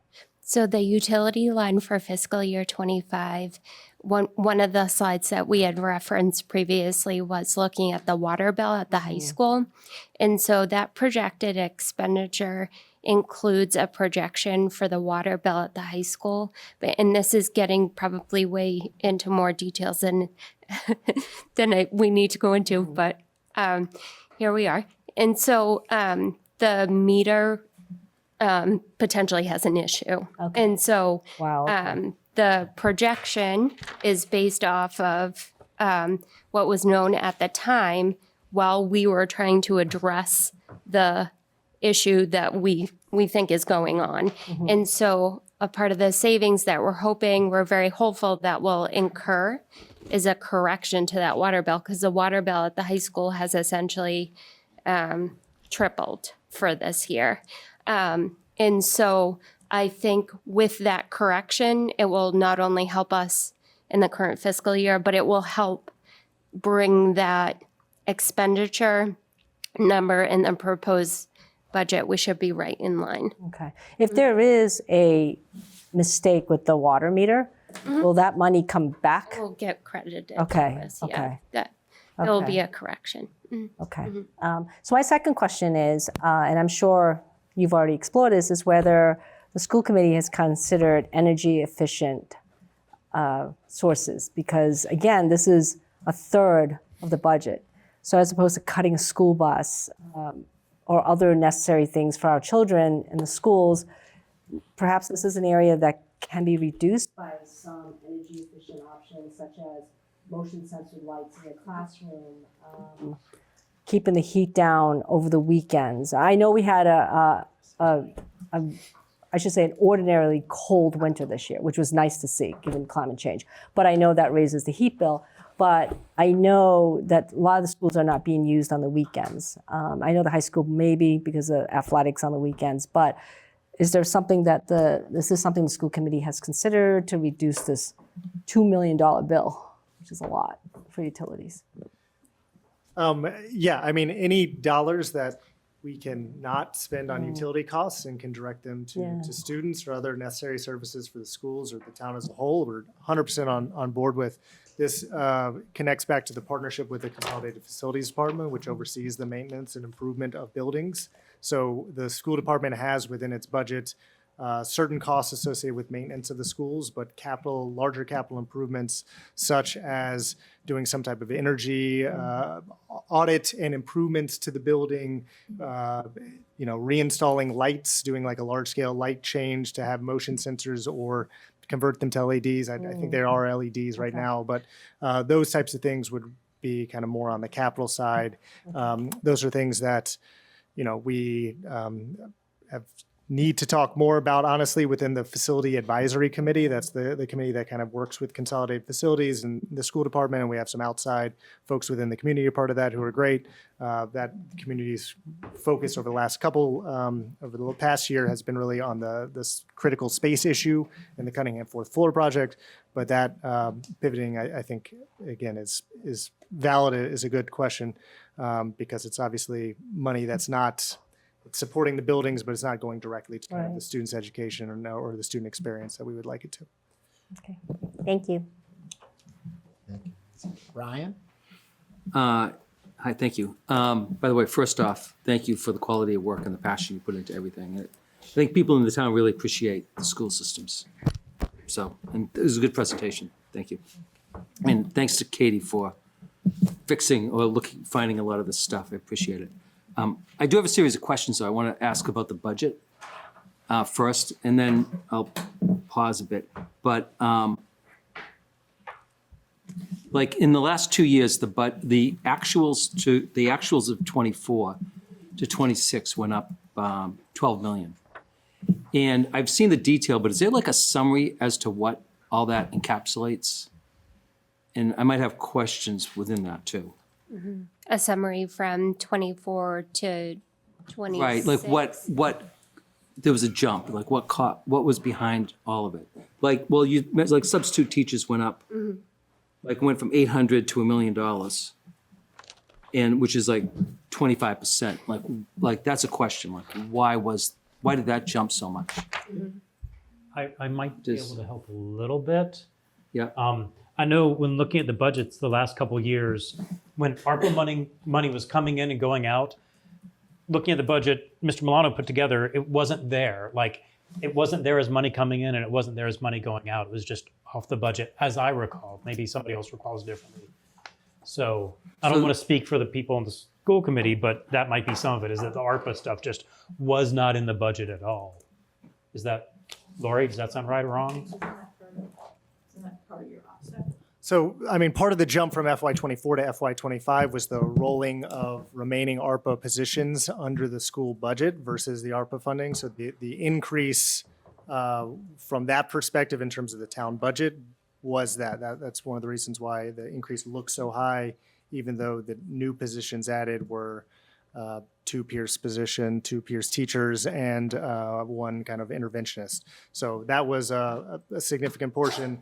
I can share my screen real quick. So you're saying the money that was spent in 24 is lower than it really was because of ARPA? No, I'm saying the 24, again, some of the budget was in 24 and 23 and 22 hitting not just the town budget, it was hitting the federal funds. So we were spending it, we were receiving those services, but from a town budget, school budget perspective, it wasn't sitting on the town's school budget because it was in this kind of external. So then 24 to 25 was the last year, and this had been happening across the school budget and all the town budgets. Positions started to be kind of rolled off of federal spending onto school or other town department spending. The last year was the last one of this. I'm just pulling up our budget presentation from last year. So general fund, ARPA, and ESSER funded positions was the 1.4. So that's the FY24 total. The 6,690 is the FY25 cost to maintain. That's where we get to.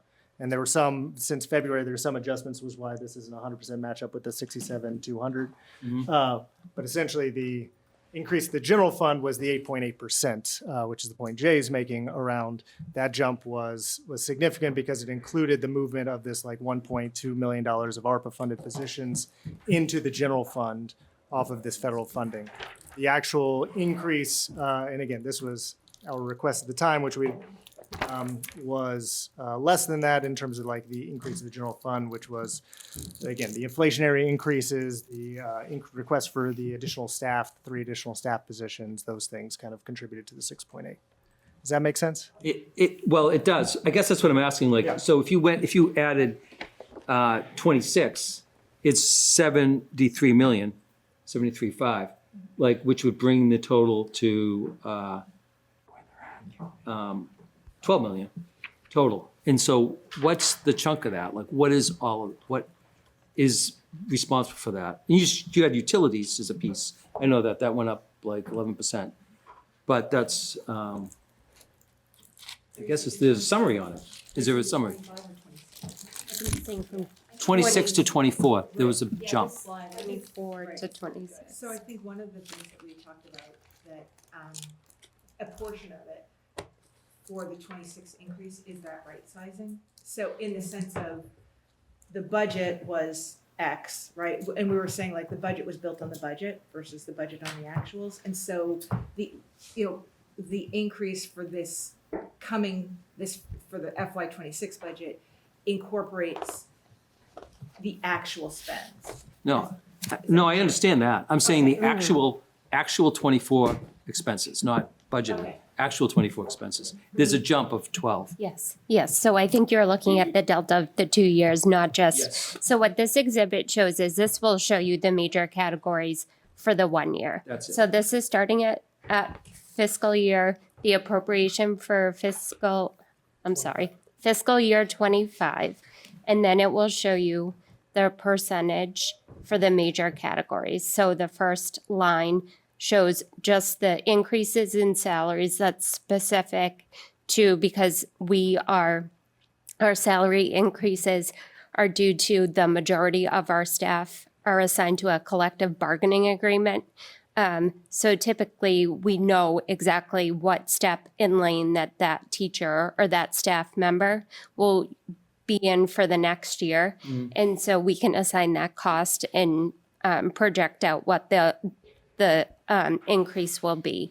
And so that's that first major bucket. And that's locked in. So And you can't that's do it. locked in. And then you can also see the salary, the increase that we're saying is the adjustment to the substitute and the class coverage budget. And that's almost $500,000. So you can see that's a large percentage as well. And so I think this exhibit shows you the progression by the major category. It's not incorporating the increases from 24. But if we were to go back to 24, a large piece of it would be the salaries, as we had talked about in the previous exhibit with those positions that were previously funded through ARPA now being Which also built includes in. headcount increases too. Correct. Right. Okay. So this is just specific for 25. It starts with our budget from this year, and then you'll see the budget impact is the overall dollar figure for that like major category, and that's salaries, substitutes. We broke out the increase because of the special education program needs. We're showing the reduction of the teaching staff through attrition. We're showing that we're eliminating an ARPA offset. So an elimination of an offset has the same impact to the budget as an increase in expense. We're showing an increase in some of the utilization from our revolving accounts, which when we include that utilization from the revolving accounts, we want to make sure that it's going to be sustainable, and that's something that we can carry forward in future budgets. And so that's how 26 was built. And then you can also see special education as a major category and a huge budget driver. But we did build in a reduction in a contracted service, which is the partnership program that we had talked about earlier. You can see transportation increases, facility increases, and then we have a number of miscellaneous adjustments tied to curriculum materials, Right. supplies, textbooks, kind of those. We say they're miscellaneous, but those are the important kind of tools that our teachers need that have some inflationary increases from year to year. So just trying to get to the heart, like student population's been flat for those years, but like if you went special education over 2 years, it's $1 million there. Mm-hmm. It went up, and then it went actually, I think it was like 1.6 is my quick estimate over 2 years. Like, why did it have such a big jump? Mm-hmm. Does anyone know? Well, one of the, I mean, I don't know. No, so one thing, I don't remember if it was last year or the year before, so the state sets the rate. So we have a number of students who are out of district, right? I don't even know off the top of my head. And so we pay tuition to schools. And the state, I think it was a year or two ago, they set the rate for the state out of district placements like the collaboratives, et cetera, and that increased 14% in 1 year. So, and that came late in the fiscal year. So we'd already set our budget for, you assume the rate for the out of district placement, and that jumped. So say it was $3 million. I'm not going to do quick math, but that increased by 14%. So that was a huge hit 1 year. So you're required to spend that by the state. So a student who's sent out of district, the town pays for it. It means that we don't have the services to accommodate that student, and so we have to pay for it. The other piece too is, I think one of the things we've seen is the increase in students. It doesn't mean more students are moving into the district. It means that more students are being referred for special education services. So they have a late diagnosis of dyslexia, or they're in preschool and parents or a teacher assumes something is going on, so they get tested. So the minute you're referred, you have to be evaluated. So those are those contracted services. So it doesn't, the population as a whole doesn't have to change, but the population of students requiring services can increase even though we're still at the same number. Does that make sense? And you can see here FY 23, 24, 25 are projected 26. Just from 23 to 25 in terms of expenses, right, a $2.5 million increase in special education expenditures, which obviously is an enormous jump. And so that's a lot of what Amanda was talking about there. There's also just some data on special education enrollment within Milton. So the average in the state has increased since SY15. It's increased over the last decade across the state by about 25%. Milton's actually grown at a quicker rate than that, almost 30%, 40%. In that same period, which puts us like in the top 20th percentile in the state, top 80th percentile.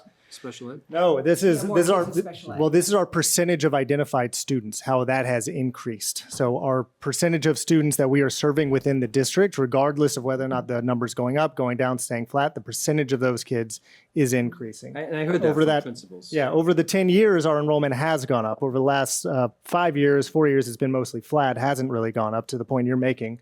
Although again, SY20 to SY24, our growth in special education identification, so the amount of students we're serving went up 30% over that period of time. So that's a huge increase. To Amanda's point, the overall population of the town of kids that are serving is not increasing.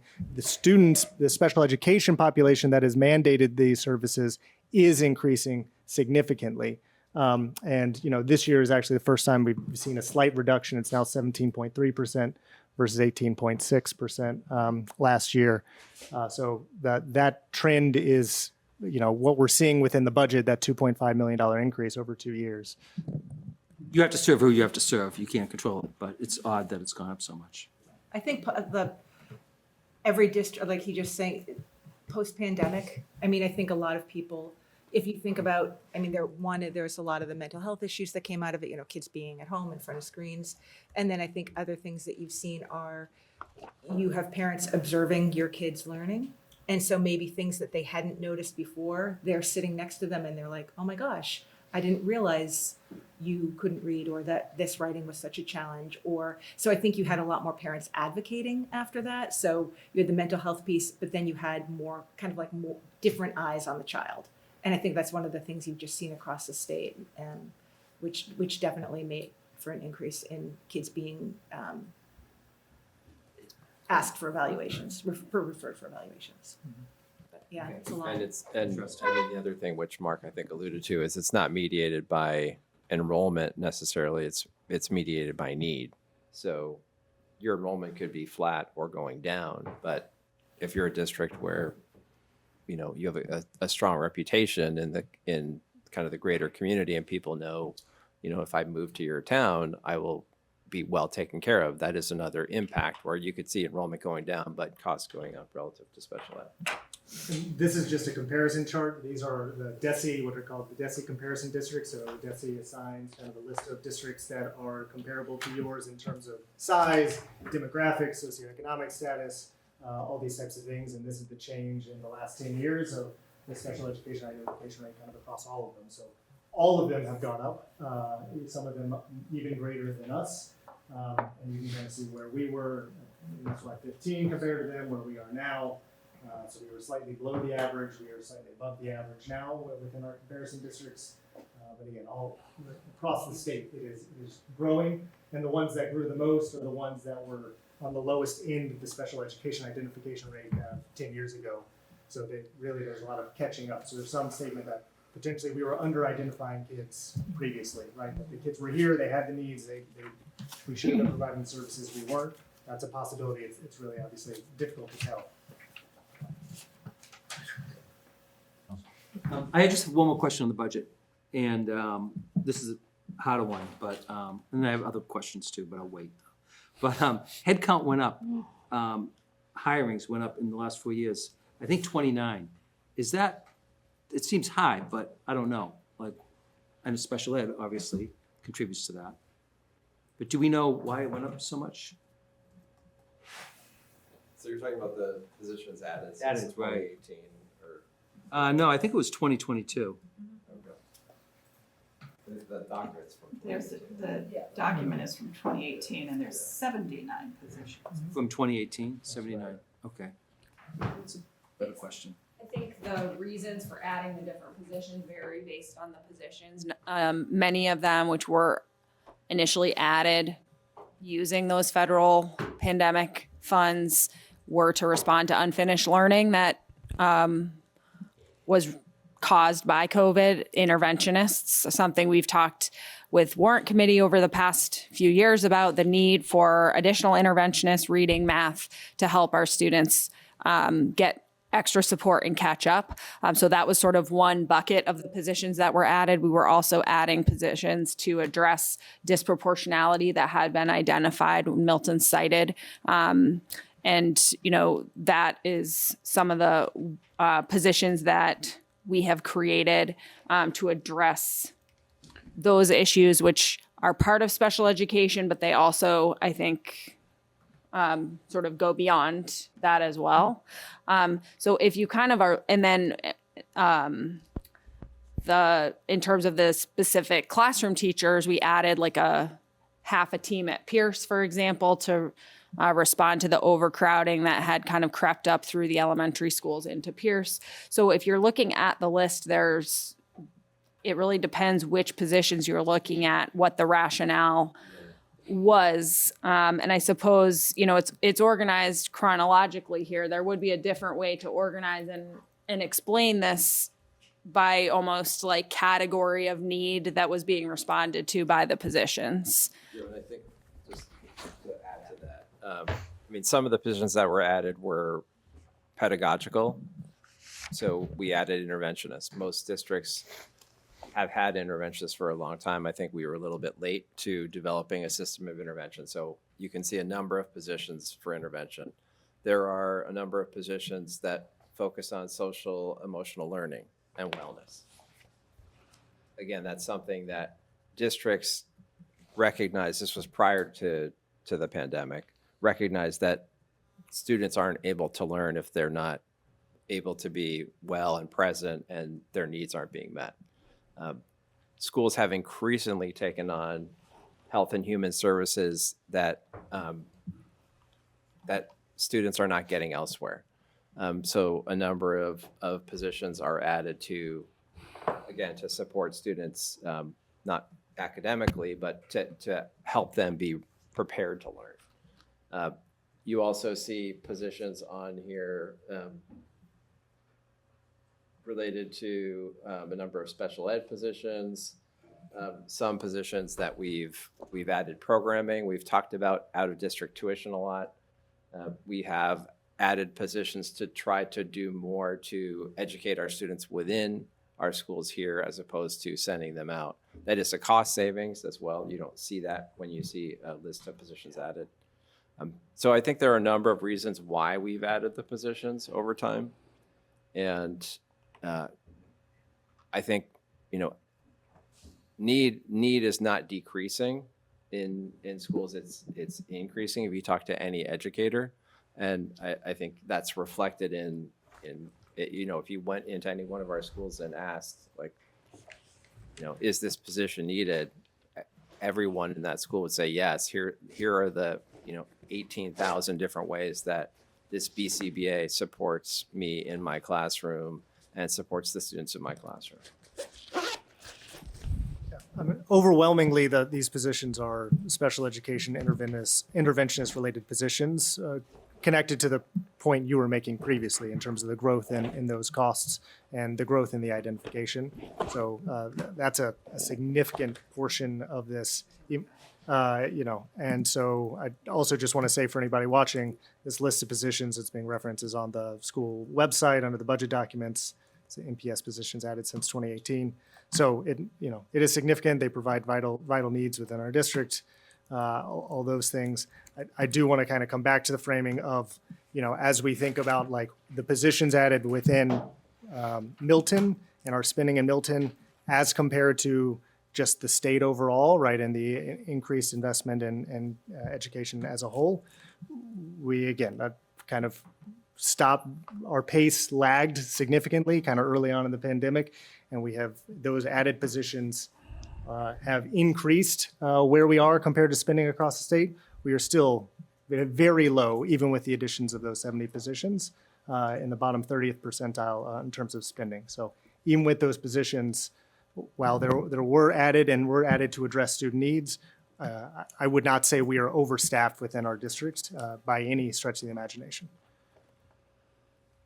I'll just ask one more quick follow-up, but like on the special education, I had a thought at a previous meeting, I don't know if it's right, but it seemed like every school has special education teachers or staffing. Would there be some efficiency if they were at one school? You know, would there be an efficiency of personnel?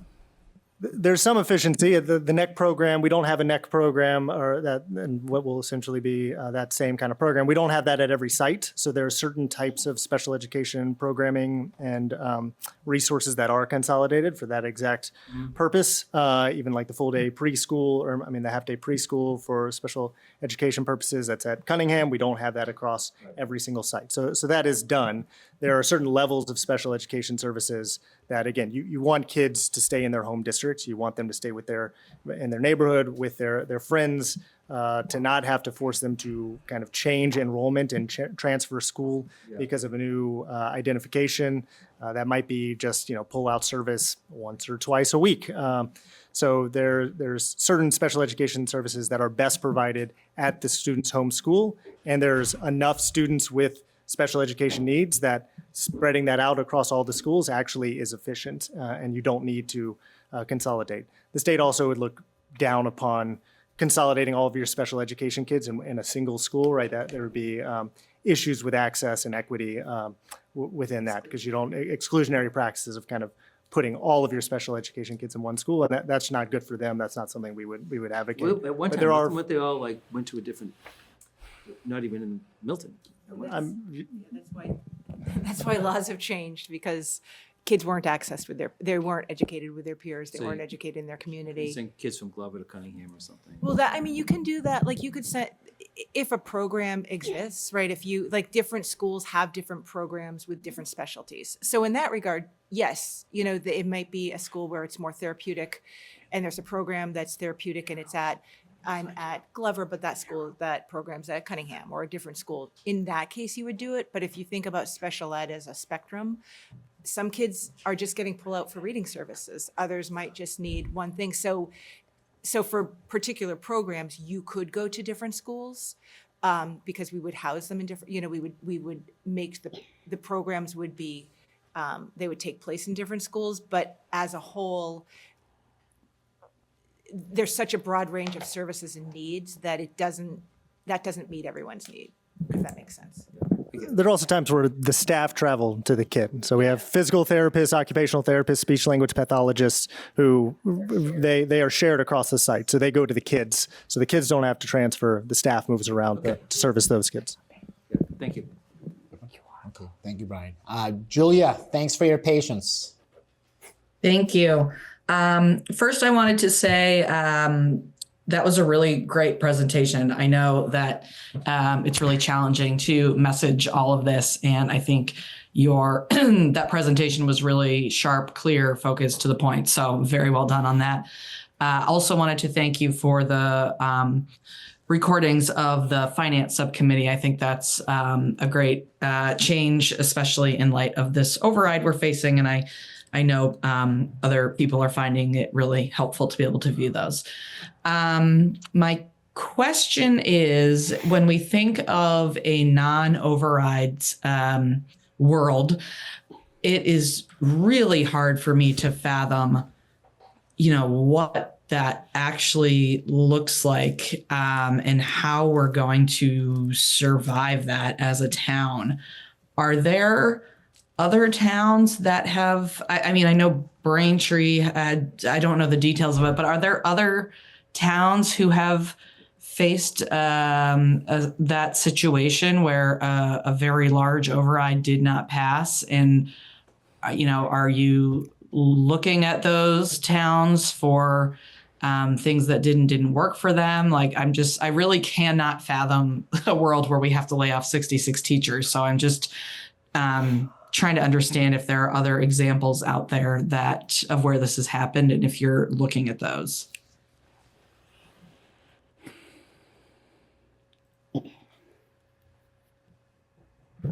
I am personally not aware of another community that has been through this level of a catastrophe, which is what we're looking at. I don't know if others are. I know that, just in the past few days, we've seen one override fail in Duxbury. Yesterday, it passed in Natick.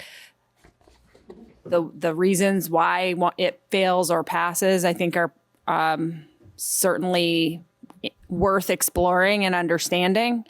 I believe in Duxbury, I think they lost 18 positions from the school. So that's terrible and obviously order of magnitude different from what we're talking about here. So Katie, I don't know, Peter, if you have other examples. I think it is very important that the messaging to the community is crystal clear, just at how high the stakes are for this decision. And we know it impacts beyond the schools as well. But no doubt about it, like the cuts we're facing for the schools, as this slide illustrates, are just, they will, I think, all of us on school committee who have kids going to these schools right now, it's very scary to contemplate,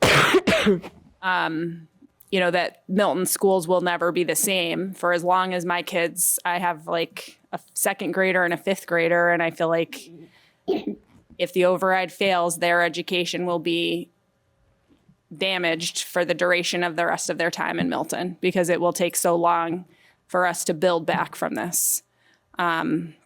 So I think I appreciate your focusing on it. I think this is just the job we have as a community. I think, there is a campaign which is totally separate from any of the work we are here to do. But it's going to be really important that the whole community understands what is actually at stake when they're making their own personal choices. I don't know what else to add, but it can't be overstated. So I do appreciate taking a pause to think about that together. I can just speak from my experience too. So before I started in Milton on July 1st, I was the business director for Duxbury Public Schools. So I had left there a few years ago and had a short stop in North Attleboro. And so just in thinking about my experience working in Duxbury and working in that community, there are a number of different similarities between Duxbury and Milton. I think both communities really do value education, but I think there's a number of differences too. And I don't know that you can really compare the two communities when you're talking about the override and kind of talking about the process that we're going through. It's so specific to the community and their kind of the fiscal reality of the town, the approach that they're taking, the budgetary approach. And so even as being someone that had, certainly a level of exposure to Duxbury's budget, and then now being in Milton, it's really hard to kind of compare the two, other than if we're just simply talking about the numbers. I think looking at a school district and cutting 20 employees and then looking at position cuts of 66 employees, it's the compounding of the 66 is just almost overwhelming, right? And so I would argue from my stance that the non-override budget that we're looking at truly would be devastating. And so I just, again, think that that's something that we really have to, not that we want to focus on that devastation, but really truly understand that that is the reality that we could potentially be living in. So that's just from my experience being in Duxbury and now being in Milton. Thank you. Yeah, it's just hard for me to fathom how the schools can even operate with losing that many bodies. So, okay, thank you. Thank you, Julia. Steve. Oh, okay. Let's see. Great presentation, Mark, actually. I think you framed, team, I think you framed up the situation very well. And I think as we talked this morning, I think you need to lean in and tell your story, because I think it's a good story. And you need to let folks know the numbers, right? So when I hear special education, I think of what I've learned from listening to you all in your meetings, and 39% increase, 1,200 IEPs. Wow, that's crazy. You've got staff doing neuropsych consults, right? They're supposed to do 13, they got 38, they're overworked. So cutting that team has an impact. Students' social impact with anxiety, peer pressure, everything, screens, it's not gonna stop. And we can't let this critical population in our town get hurt or impacted. So I think it's critical. I also think it's important to plan for more black swan events, right? I mean, these are unforeseen events that are going to happen. It's inevitable, right? Winters, they're tough. Water bill, budget shortfall, our superintendent resigning. These are big impacts that have long impacts on our town. So planning for that, I think, is important. So I applaud you for doing that. Question I have, I guess, before I get to that point, I guess the comment I make on the buses is I think, and then 95,000 per bus, that's a lot. I see East Milton, I live there, I love it. We see 2 buses coming through my neighborhood each morning to take to high school, middle school, and I'm sure there's more in the neighborhood, but enforcing the bus passes might help you a little bit because there's no drop-in center for the kids to hang out, right? We don't have a space for them to go, so they go to the square and hang out. So I think that would help out a little bit there too. I guess my question would be too, I think it was on the 7th, is it 19th, we met, or you had your meeting, and you had Mask in there, and they talked about recruiting. And they said they could start that process and hire a new superintendent in 2 weeks by the 31st. Where are we at with that? Because this is critical. I mean, this is our CEO of our schools that we need that person. We're about to launch into a new fiscal year, and we're coming out of one. So what's the future look like? So yes, the window of applications closes on Monday, the 31st. We do have some applications in. We're going to be processing those, and we're optimistic of being able to make an announcement as soon as possible. That's what we're working towards. Yeah, that's right. For an interim superintendent, we are in, I think you're referencing at the school committee's meeting last Wednesday, we had the executive director and field director from the Massachusetts Association of School Committees who are supporting us with this expedited search. We are a member district. They provide this service to us at no cost. They are helping us to collect applications, screen, provide insight, because we did develop criteria for an interim superintendent that would be an experienced superintendent from Massachusetts that's familiar with many of these nuances that we're facing here now. And we have prioritized that criteria, and so they're helping us to screen those candidates. And we're really hoping to be able to provide that clarity to the community very soon, because we understand the challenge of the sort of sense of instability we're in right now in this moment. So yes, we're definitely working on that. Thank you. And one last comment too. So the last week we've had the opportunity to sit down with DPW, police chief, fire chief. They have needs as well, right? So just to kind of paint that picture of the town, our police force can't use cams. They have no money to have body cams right now. They've got the money, but they can't afford $90,000 to hire an IT director, right? So all dollars matter, right? We talked about 24,000 in your meeting last week. I think came up. All dollars matter. I think that's important. Look at the fire department. They have 11 people on staff. They need 17. They're a level or a step 3 fire department. That impacts our insurance. These are critical matters that the town is impacted. So this is important for the schools to get this right, because it is a waterfall effect on these other departments that are working within their budgets, and now they're getting squeezed. So if we don't get this right, they're impacted as well, again, right? So keep the hard work up. You guys are doing a great job.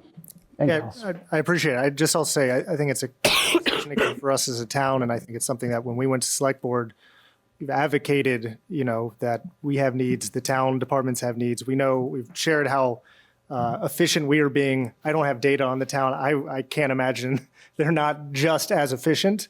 We spend very little in terms of kind of a tax comparison compared to other towns in terms of our residential property tax rate. So I think, as a resident of the town, I really appreciate all the questions y'all brought up, learning about a lot of those needs that otherwise were not discussed anywhere else that I'm aware of within the budget process was helpful. I appreciate you flagging that. I hope you will continue to flag it from that lens, because that's just not our ability to look at other departments, talk to other departments about their needs. It's just not our role as school committee. But I completely hear you as it relates to it's one town, one budget. We are all very aware of that, and we need to make sure we are being thoughtful and advocating for our students and using the funds appropriately, but being mindful of, again, the other needs within the town. Just one infomercial too. You might want to take a look at Nantucket. Natick's, thank you, Nantucket. It got that on my mind. Look at Natick's their preliminary budget profile. It's very helpful. The summary they have in there, you might be able to get some best practice out of it you can leverage to tell your story.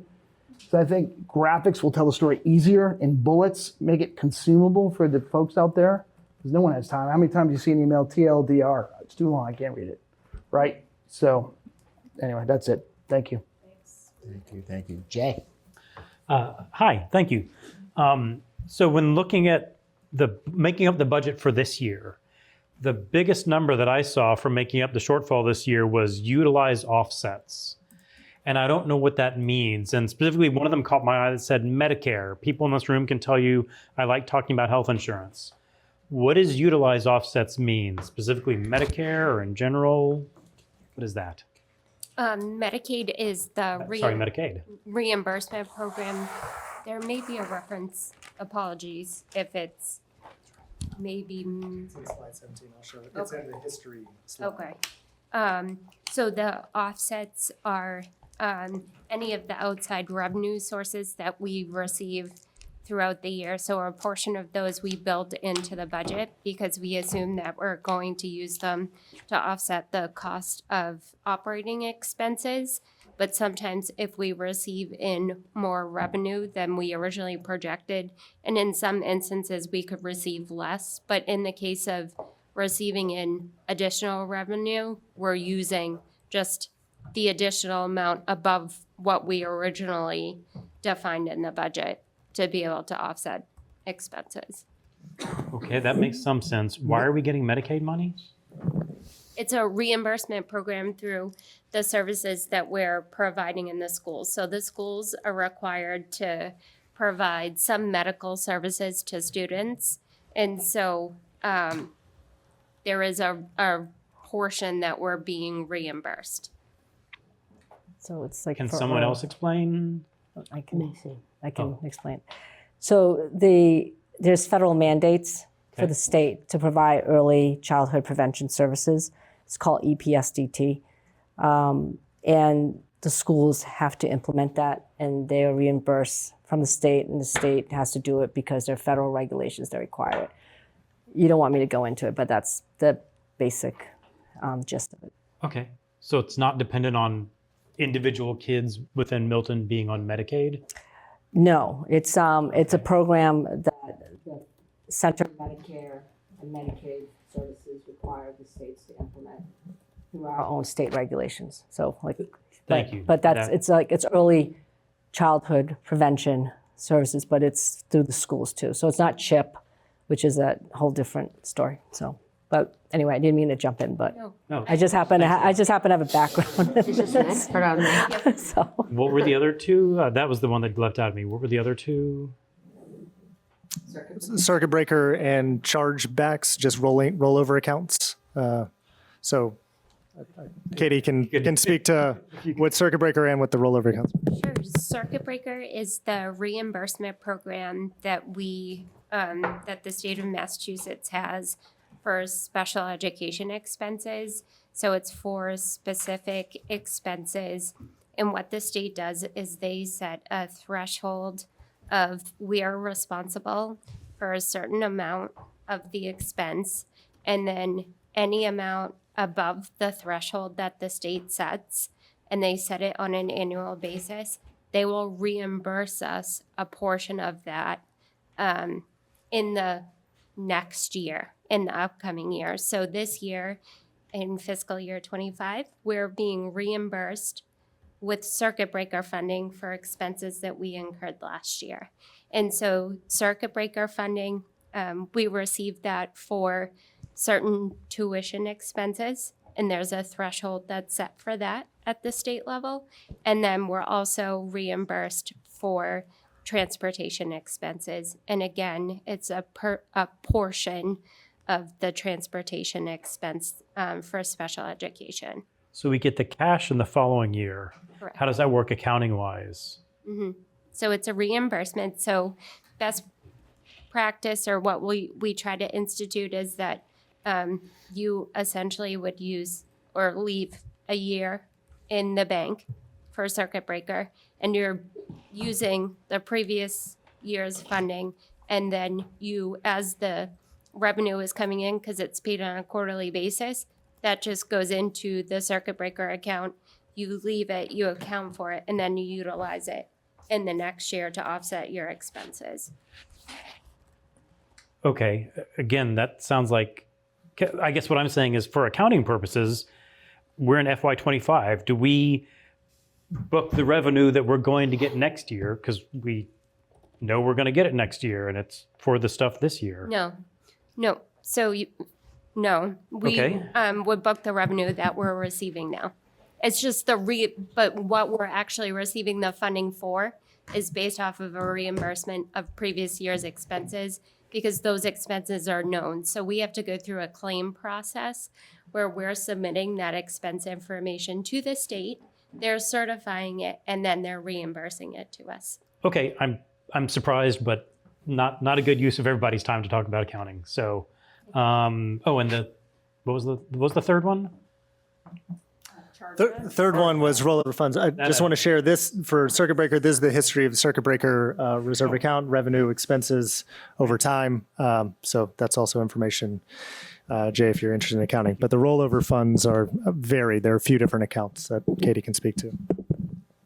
So the chargebacks, it's just a term that we use, again, for the revolving account. So we have, the school department has a number of revolving accounts that are specific for whatever we're receiving in the revenue for. If we're, for transportation, we spoke about that earlier, we charge, and that funding goes into a revolving account.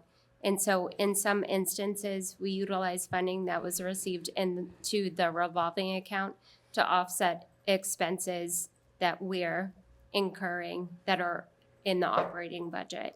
So we may have a program, an example would be community schools, where it is our wraparound programs that they do the before and after school, and a number of summer programming. They receive in revenue, and it's a self-sustaining fund. So the revenue that they receive offsets in its entirety the expenses that they're paying out to their employees. And then we also take a portion, and we essentially are charging them for utilizing our space. And so we may charge them for a portion of utilities or just costs as assigned, and then that helps to offset the overall operating budget expense. Are there restrictions on what those accounts can be used for? In some instances, there are. Yep. And so there is a chart that a State Department, I can't think of which one right now, Okay. and I can share that too, but it's defined by Mass General Law in some instances, and the state kind of has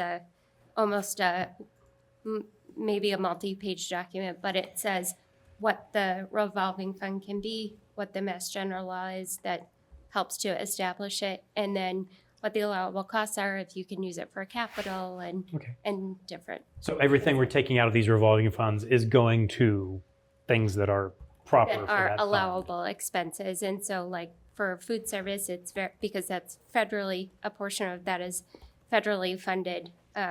The reference that we made for this fiscal year, I reached out to the Department of Education just to make sure that the allocation that we'll be moving forward with is something that is they reviewed and that they're approving at an allowable cost. And so we just want to make sure that everything that we're doing is within Mass General law and kind of the limitations that are, or kind of the guidelines that are being set forth. Thank you very much. Thank you. Ron. I know it's getting late, so I'll try to make my couple comments quick. I have three things I want to mention. I lived for 7 years next door to one of our former superintendents, Mary Gormley, and I'm certain that the superintendent role is probably one of the hardest, if not the hardest roles in this town. I think you have a lot of stakeholders, and you're almost certainly to be underappreciated. So, Dr. Burrows, I'd like to thank you for your service and wish you the very best on the next adventure for you. Thank you. Appreciate that. So that was the first one. The two questions I have, Mark, on one of your slides in the framing section, where you had that chart that shows us in the lower right quadrant, or not even quadrant, but just the lower right corner. I think if I think about the non-override option, it's effectively a 10% decrease in the operating budget, right? I would think that will push us off into some no man's land, no person's land on this chart. And while I think it's great to be an outlier, I think it's good to be an outlier for a good reason. I think if we go, the cost would come down, I assume. I don't know if we're going to pass everybody, but I would think you come further down in that cost row and we will be somewhere, by ourselves effectively. And I think it could be interesting to look at that, because I think that would show that we're able to deliver great results, but only for a little bit of time. And eventually that'll catch up to us and we will probably lose out on student achievement and student performance dramatically. So I think this chart is super helpful for me to kind of see what happens if we think, hey, let's just save $6 million. I'd love to save $6 million. I think everyone would, but what is the cost, right? And I think obviously we don't know what the impact would be, but I would assume it's going to push us into the lower left at some point after a couple of years, because you won't maintain the performance or the deliverables. So I think that's something to keep in mind. Not really a question. The third one is a question. On the fee structures, in one of the scenarios where we were charging for sports activities, and I assume you already thought about this, but could you talk a little bit more about how we would try and keep that from being a regressive fee for lower income families? Because obviously sports are super important. Yeah. And especially for kids coming from needy families, I just worry that, even saying $50 for a family maybe that can't afford it, I just worry about that. That's a good point.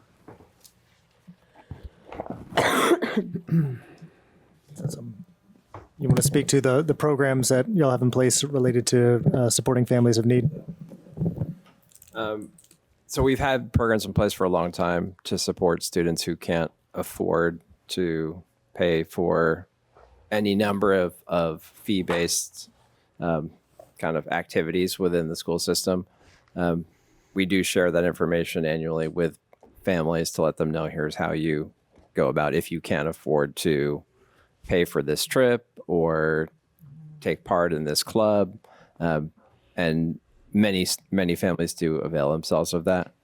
And that's something that we feel absolutely committed to. And in any kind of budget conversation, I've never heard anyone say like, that's a place where we could save money. That's not a place where we would ever save money. Okay, thanks. Yeah. Well done. Lori. Fees, we also pay attention, like athletic fees are capped per family too, so that's important. And as we consider what the particular increases will be for these fees, anytime we're talking about any fees, we're also taking into account our comps with surrounding communities. We want to make sure that we're sort of staying in line, and I think there are some fees. I think athletic fees maybe, I don't want to speak out of turn, we haven't really discussed this in depth yet, but one of the ones where we're a little under. We obviously don't want to, we don't want to be way under the average fee of our area. We also don't want to be way over. So we pay attention to that anytime we're considering increases, whatever transportation, or whatever the program might be. Thank you. And one thing I'll just add on fees, because this has come up a lot, I think recently, is a lot of people think if we charge a fee, that fee is paying for the service. And most times that's not true. It helps. It's a portion of the total cost, whether it's a club, an after-school club at the high school, whether it's sports, whether it's, all the different things that we have fees for. But the transportation, those are not cost neutral. So, Katie, like what, for example, with a bus, what is of that 95,000, how much would the fees collect with, let's say, 70 students or something? So, I know overall for transportation, we typically receive in $300,000 in revenue during the year, in our overall expense just for yellow bus transportation. So for our in district is over $1 million. So the 300,000 is only covering a portion of it. Do you know how many students that is? For how many students we transport? Yeah. I believe we transport, I don't have the exact number. I can get you the exact number. But I believe it's 1,900 students, years of transportation. So because of our start So it's times. like $150. It's, I'm sorry, what the fee is? The fee would be like $325 for the bus. And there's a family cap. And we just recently talked about instituting a late fee for registration. So the fee schedule is something for all of the fees that we're charging. That's something that we have reviewed a number of times this year. I know it's reviewed on an annual basis here. And so you'd have to triple it to make the money. we'd have to triple it to completely cover the costs, yes. And the athletic fees, it used to be $45, I think, per season. That's, 4 years ago for my daughter. I can't even imagine that would cover the transportation to go play tennis in Natick or Needham or wherever she used to go. So I'm just thinking that even that fee was a bargain for people who are able to afford it. Well, it's cheaper than Milton soccer or softball. Considerably, actually, right? I think it's like 150 or something like that per season. So, Sorry, Lori. You were Lori. supposed to talk. Jumped in on you. Thank you very much. Lori, if you have any questions. Well, I have so many things. Lori, then Peter. Do you want to go? Because I'm all over the place. And Liz. All right, well, I'll jump in. So, and thank you all for your efforts on behalf of the students. And also for the taxpayers. And as we're talking about, Mark, and you'd mentioned this in one of your meetings, and I saw it as you're in a bad place from a town perspective in that you have missed 3 budgets. I wouldn't run away from that. I love a good scatter diagram, and that was beautiful. Will this new budget keep us in that same potential spot? Yeah, it's difficult to say because it just depends on what all the other communities across the state do, and the passage of overrides will jump people up, the failure will drop people down depending on the sides of the override. So it's really difficult. And again, this is 23, so this is 2 years ago, just because it's a lagging indicator in terms of the state getting the money, the information. This is part of the audit that they do for every school district. They pull all this resources to be able to calculate per pupil spending, and they produce that kind of on a 2 years basis. So my advice would be not to run away from the budget overrides, the budget overages, but to explain them, do it quickly, let people know what it is so that they will trust that the new budget is something you're going to manage. I trust it because of Katie. I got to tell you, when I first heard that we were budgeting off of budget and not actuals, I thought I was in a parallel universe. I don't understand how that worked. You have. Thank you, Katie, for the smile. I appreciate it. It's just not. It's so far away from best practices. I don't even think you can call it a practice. So now that that's in, can you confidently tell the people of Milton that you're going to manage to this budget and that you're going to hit this budget and not be over? Because if you can't, then yes? I see heads. Yes? Yeah, I mean, what we said is we need to hit the budget. What we request from the town and what we get allocated from the town and budget then accordingly, we need to operate within that. We need to hit that. Even with the unknowns around special education, those are things I think to a point made. Like we have to figure out ways in which we make that as predictable as possible and create mechanisms within our budget that allow for us to receive those impacts and still carry forward and still operate in the way that we promised the town. Essentially, we promised the town we can provide this service for this amount, and we need to carry that forward. Great. Thank you. Lori. Lori. So I'm going to jump on that. I think a select board member, Bradley, had crazy concerns last night about the same exact thing. And I mean, again, thank you for all of your work, all of you. I mean, it's a lot. I've been living it with you for 3 years. And I'm learning a lot, and it's hard to know all the pieces. And I'm trying to get all of my data points, which I'm missing a lot of, that I asked for before. So I still would like to get them. I'd still want to follow through on it all. I think that I have the same concerns of what will happen if next year there is another 15% increase in special ed costs.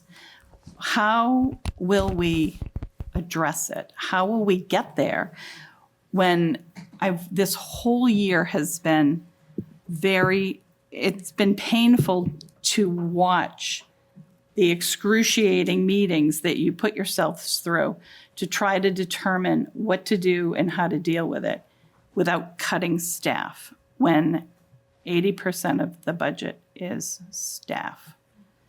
You know what I mean? Yeah, again, I think there's two different things there, Lori. I think there's a deficit within the current year, and then there's year-over-year increases. So I think the thing we can't guarantee, and we've said this to the town, is the impact of special education and the inflationary pressures that puts in terms of keeping the school budget at 2.5% year over year while maintaining the same level of service for all students. If special education is 14%, there is no way we can fit that within a 2.5% increase to the schools without cutting services. Just math doesn't work. And so that on a year over year basis is a challenge. It's a challenge for Milton. It's a challenge for every town across the state. And so it is a reality. And that's one of the issues of Prop 2.5 and that compared to kind of the inflationary pressures, especially on special education. So that is one thing, and that's something that will need to be looked at on an annual basis as it relates to what is our budget request, what's the town's means to support that, how do we make this sustainable. That's why we pressured or strongly encourage, and the select board is doing it, to create sustainability within the budget through kind of an operating reserve and allocation within the override that allows for some sustainability and growth beyond just the 2.5%. So we're excited about that and the town's actions there. But long term, it should be clear, there will need to be another override at some point to reset the budget. The goal is to push that out as far as we can. The goal is to manage special education costs and other inflationary costs. To be clear, it's not just special education. There are other inflationary costs, and manage this as best as possible. The big issue, and again, living in it, it's been extremely painful, is the operating within the current year, though, is a separate thing of we should be able to know and predict those things and be able to plan for them and project them within the next fiscal year when we come forward and ask for this allocation. And there are some very drastic situations, such as the 14% increase that occurred mid-year, that we need to have processes in place as a town to accommodate for those, similar to what we do with ice and snow around if it's a bad winter, we need a way in which we address that. If we have some huge spike in out-of-district placement costs that we can't control or a family of octuplets comes in that all needs support, like we need a way in which we're building structures, and that's the special education reserve. That's trying to build back the circuit breaker reserve. That's making sure our other lines are good, so we're not banking on those to then, we're not dealing with both an issue of special ed and utilities being out of line. So it's all of those things, but it's kind of a two different step process that will require ongoing monitoring, evaluation, careful consideration, your involvement, future warrant committees, school committee, select board, and as a town. And every year, it's not going to be easy with 2.5% increase. If inflation is above that, special education is above, we're going to have to continue to make hard decisions on what kind of town we are, what we want to fund, what we don't for the schools, also for police and DPW and fire, and what are we giving up by not asking for more, and what are we burdening the taxpayers with and the residents with in terms of what they can afford by asking for more. And those are just not easy conversations, and there's no perfect number. No, and it's hard because the school budget is such a large part of the total. And the percentage increases to the school budgets have been so high over the last, always. There's that much higher. And I don't know if it's all the other contracts or if it's just the teacher contracts that end up being more than 2.5%. And the taxes go up more than 2.5%, but it's still like probably under 4%. So there is that increase, but the town side really truly is, I don't know enough of the details yet still to understand, but they can come in. They are managing to their budgets for the last few years, whereas the schools have had huge increases. And the ARPA money, should have been one-time funds, and clearly we need it. But at the same time, I don't think there was a lot of thought at the time when it was happening about how we were going to sustain it at all. And I think that's... Yeah, I just think from the standpoint of that, how that was handled, we're just the wrong people to answer that. As like different superintendent, different assistants, all those things are just different. And so can't speak as much to that as I would like to speak.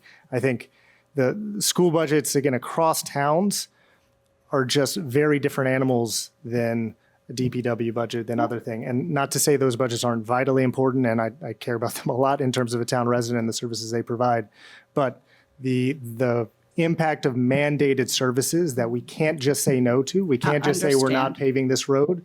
We can't just say, we're going to kind of reduce shift allocation or whatever. I don't know enough about how the other budgets operate. I just get myself in trouble. But like those things are real pressures. And again, increase of special education costs, even if enrollment isn't increasing, which it was increasing. And then when it paused, special ed jumped up. So all these things are just the size, scale, complexity, number of students you're serving is a level obviously well beyond it, just from a budgetary number. That makes the complexity really difficult to manage and track over time. But that's the job. That's what we need to figure out how to do and communicate appropriately. Well, and I think one of the things that I asked for, and I think Danielle has it, is this, kind of what's the scope? And I know it's gone up, but it would help to understand. And this is me being kind of a geek about the numbers. Like, what's the scope of the population and the services they're getting? Like one of the files that I got today, there's like 61 students out of district.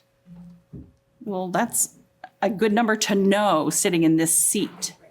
It's a good number to know, like, what's the maximum that we pay for a school that's out of district. That would be helpful for us to know sitting at this table, just the volume of the numbers. And so I sit here and say... There used to be something. I know that previously that was on the school. I don't know if it was a year or two ago, but it literally had the number. It had the schools. It had the tuition.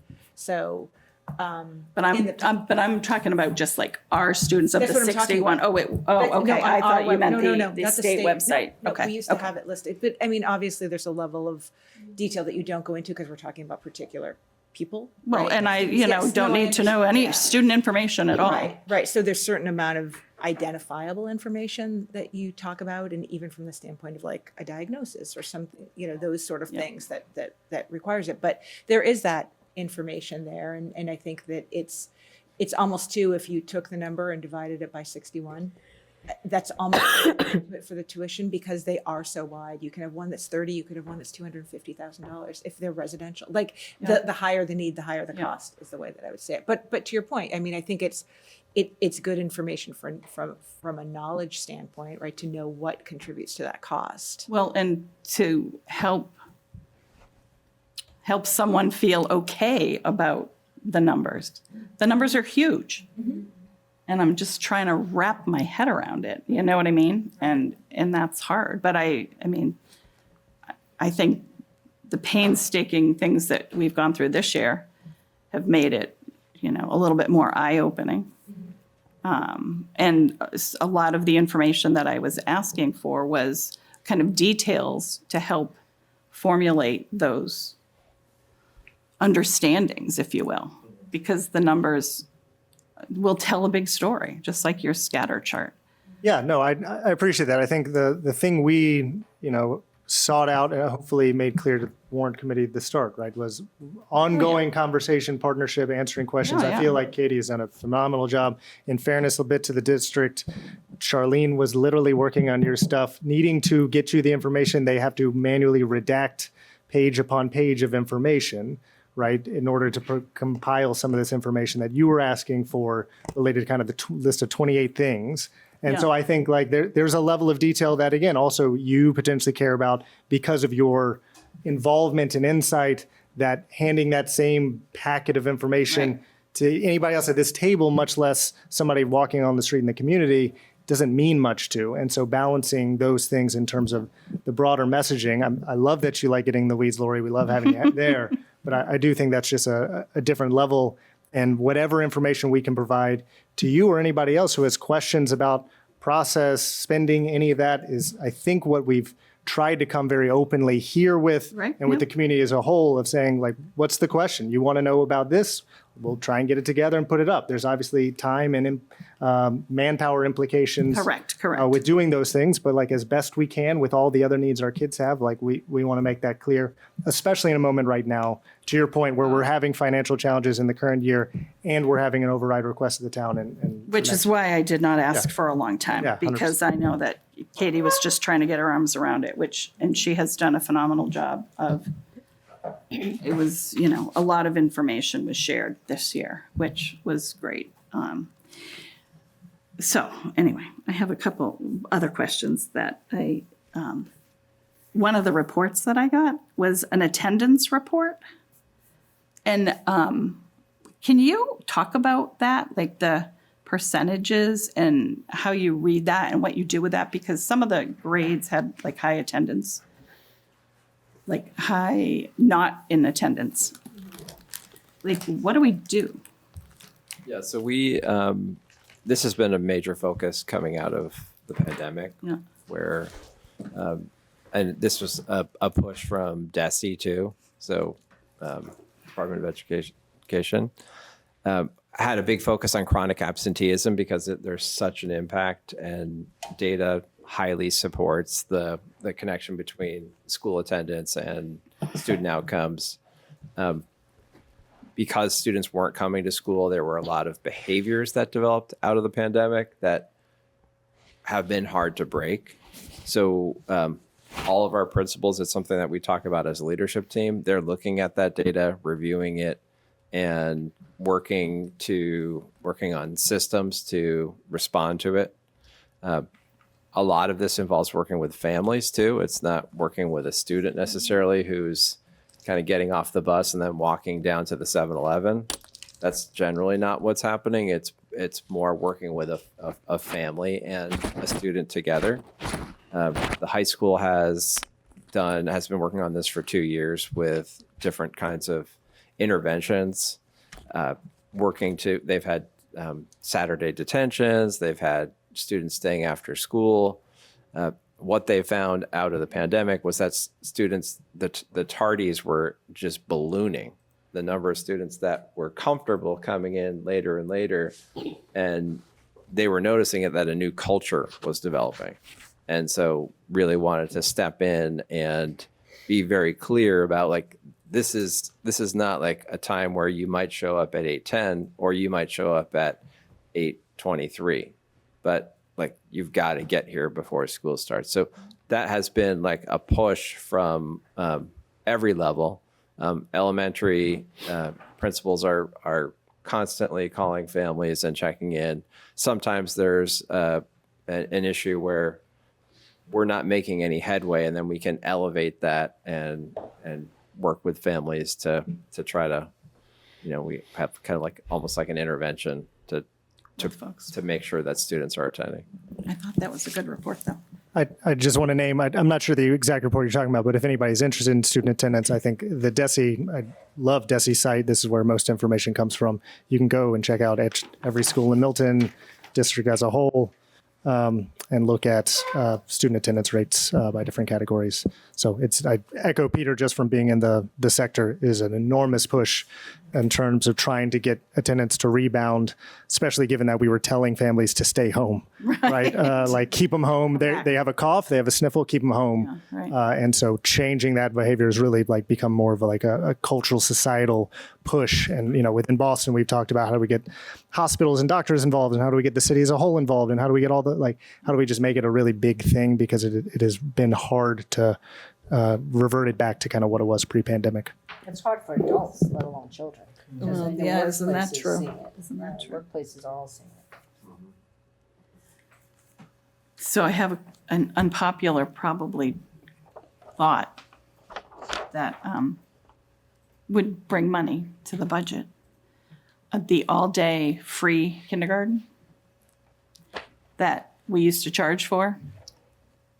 Just saying, it's an avenue to increase the cost, and it's cheaper than folks having their kids in, childcare. Just saying. I've heard it. It's not free. Pardon? It's not free. What's not free? Talking about kindergarten. Yeah, she's talking about kindergarten, not pre-kindergarten. Oh, I'm sorry. But if Gotcha. we want to look at the pre-K, maybe we should raise the price. Thank you, Julia. You're welcome. What's you're smiling at me like, no way, absolutely not. I mean, when we looked at the list that I shared with you earlier, that was a topic of conversation. We did look at that. We decided not to proceed with that, but we're trying to look at every available option. So that was something that was raised. Did I miss that meeting? No, I'm just we're on the non-override list with principals, not this was an internal. Gotcha. Yeah, sorry about that. Yeah. I was feeling left out. Yeah. You could become an administrator and join. Oh my. The other thing. Sorry, can I follow up? Oh, Is that yeah, even absolutely. feasible, especially if the override fails? Not if the override passes, but if the override fails, is it even feasible to start charging for kindergarten They did years 4 months from ago. now? No, I'm just asking, can you turn on a dime like that? 2004. I have no idea how quickly it would take to implement a system which you're charging families, for that versus what their expectation was. I mean, technically tomorrow we could tell everybody who's participating in spring sports, you got to pay 3 times more. I guess if we wanted to, it's a matter of, again, what feels right, what feels fair. It also, I think, from my perspective, as it relates to charging for kindergarten, is a matter of there's a common assessment we need to make as a community of what do we want to invest in, what is a joint cost, what is something that we think our residents or our kids deserve, even if it's not mandated, to set them up as well as possible in life. And for me, the research on the impact of kindergarten, full day kindergarten, and the growth of students in reading and math skills and all these other things is so significant. I think it is a extremely important investment that, and again, this comes from an educator, so I understand I'm extremely important investment. I also think you would not be thinking about what the counter costs would be associated with having families opt out of attending kindergarten because it's not mandated, And so they just don't have to pay it. They can just stay home. And then those kids coming in well behind in first grade, you needing to spend additional resources to catch them up with reading, special education identification, intervention services, all those things will increase if you're not addressing learning at a younger age, which is a lot of the argument around preschool and actually moving to full day universal preschool is the impact that has on student learning and student growth over time is significant. But there's no state funding at this point for that versus there is support for kindergarten. Yeah, Go ahead. Yeah, I agree with everything you said. I think when we were charging for half day, and this was recently, this was less than 10 years ago, I think it was something like 98% of kindergartners still went full day. So the difference is just, do we take money in? And I'm not saying I want it. I'm saying in the Mad Max post-apocalyptic hellscape where the override fails, maybe this is a lever we can pull. No, the town should provide full-day kindergarten. I just remember in 2004, so my son went into kindergarten, it was half day, and then he had like an enrichment program, but we had to pay for it. But then my daughter went full day, and that's the way it should be because that's part of the education system. It's kindergarten. So. Anybody give a follow-up comment? Yeah, on that point. No, I'm sorry. I think that the problem is, right, you have to provide half-day kindergarten for free. If you want to charge people for the other half, then I think people are not going to go. So my thing would be, I work full-time, okay, so I'm either going to say, I can't be arranging for my children to go from one thing to another thing and then have to figure that out. And I remember when they had half-day kindergarten when I was little, and then my year was the first day that they had full-day kindergarten, and that was a miracle for my family because it was so challenging for my mother to get my brother from the half-day kindergarten to some kind of after-school program. It didn't exist back then.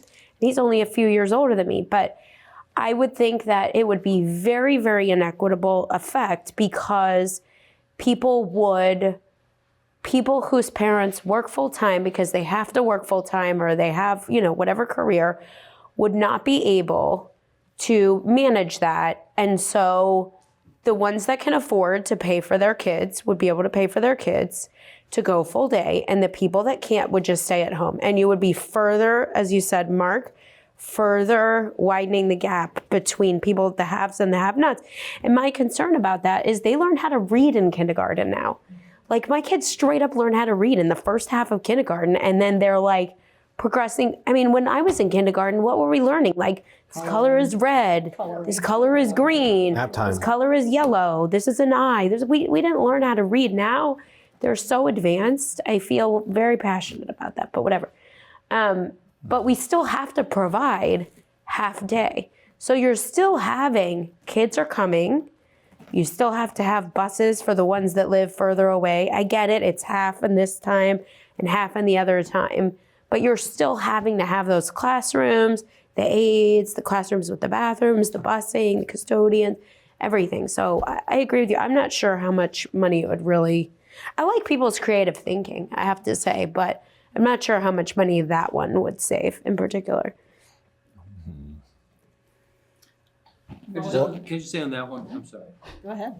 No, go right ahead. Maybe to Jay's point, it might be, if the override does fail, it might be worthwhile to know what you'd get for that, if you did that. Because they used to do it here, like what the income would be. When was it discontinued? 2010, probably, on or about. Maybe it's sooner because my daughter. I thought it was more recent than that. Maybe it was 2012.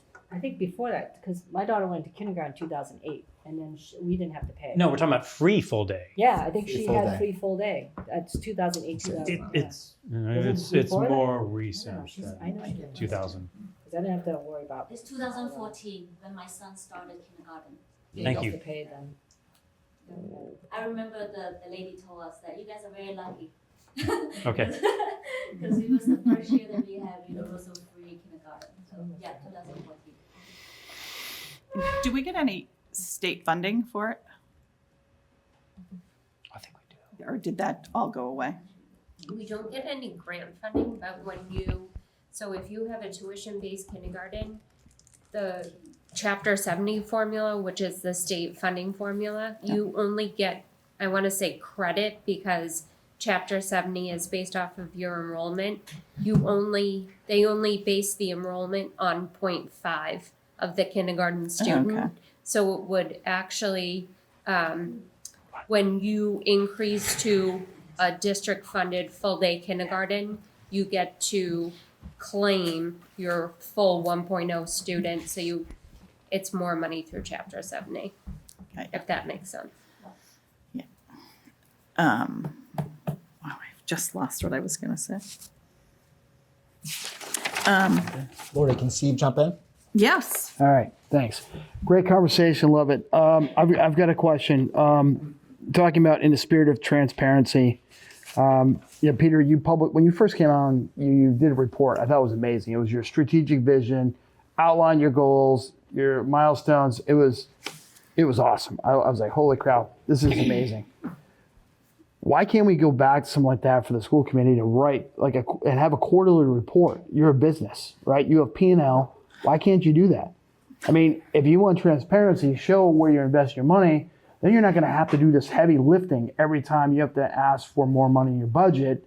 Report out. It's pretty simple. And you talked about earlier, recasting, looking at that. Here's how we performed. Here's the key metrics. Here we are going to adjust our course based on this feedback in real time.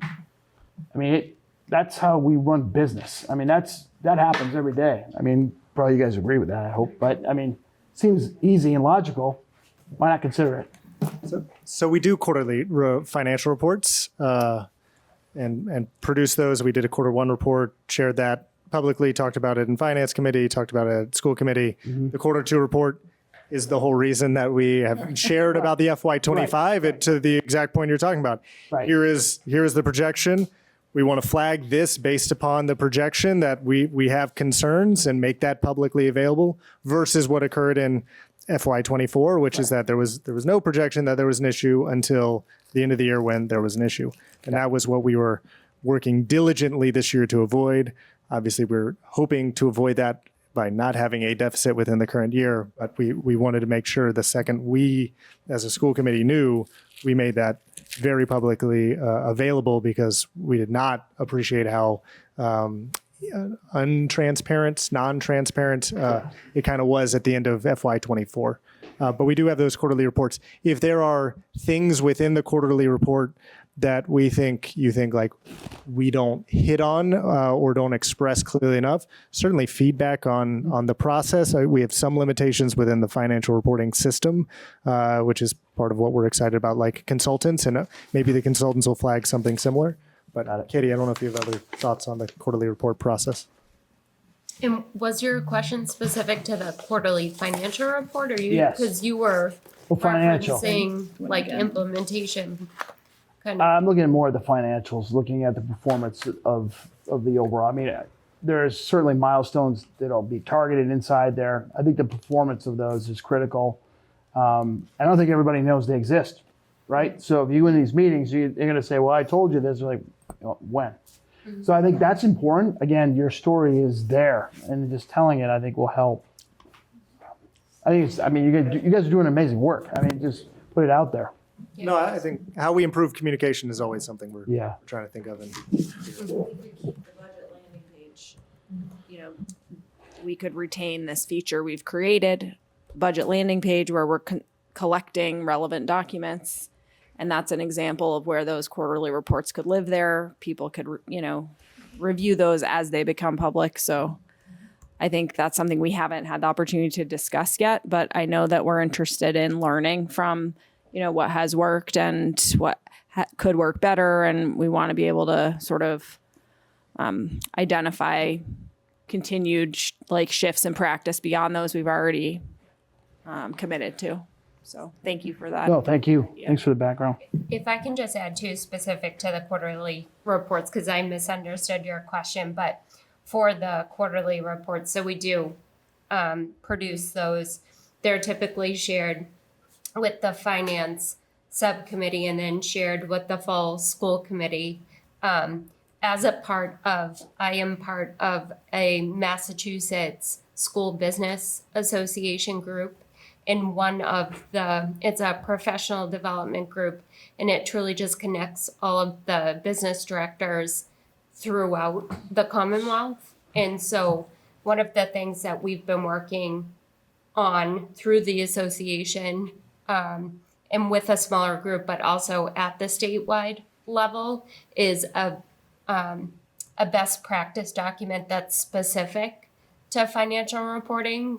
So we're currently in the process of collecting samples from other communities and then kind of looking at what other people are doing and what information they're sharing, kind of the mechanism that they're sharing, and then trying to come up with a document to support that. So I think that also talks or ties back to when we talk about best financial practice. That's like a small example, but that is something that is currently a work in process.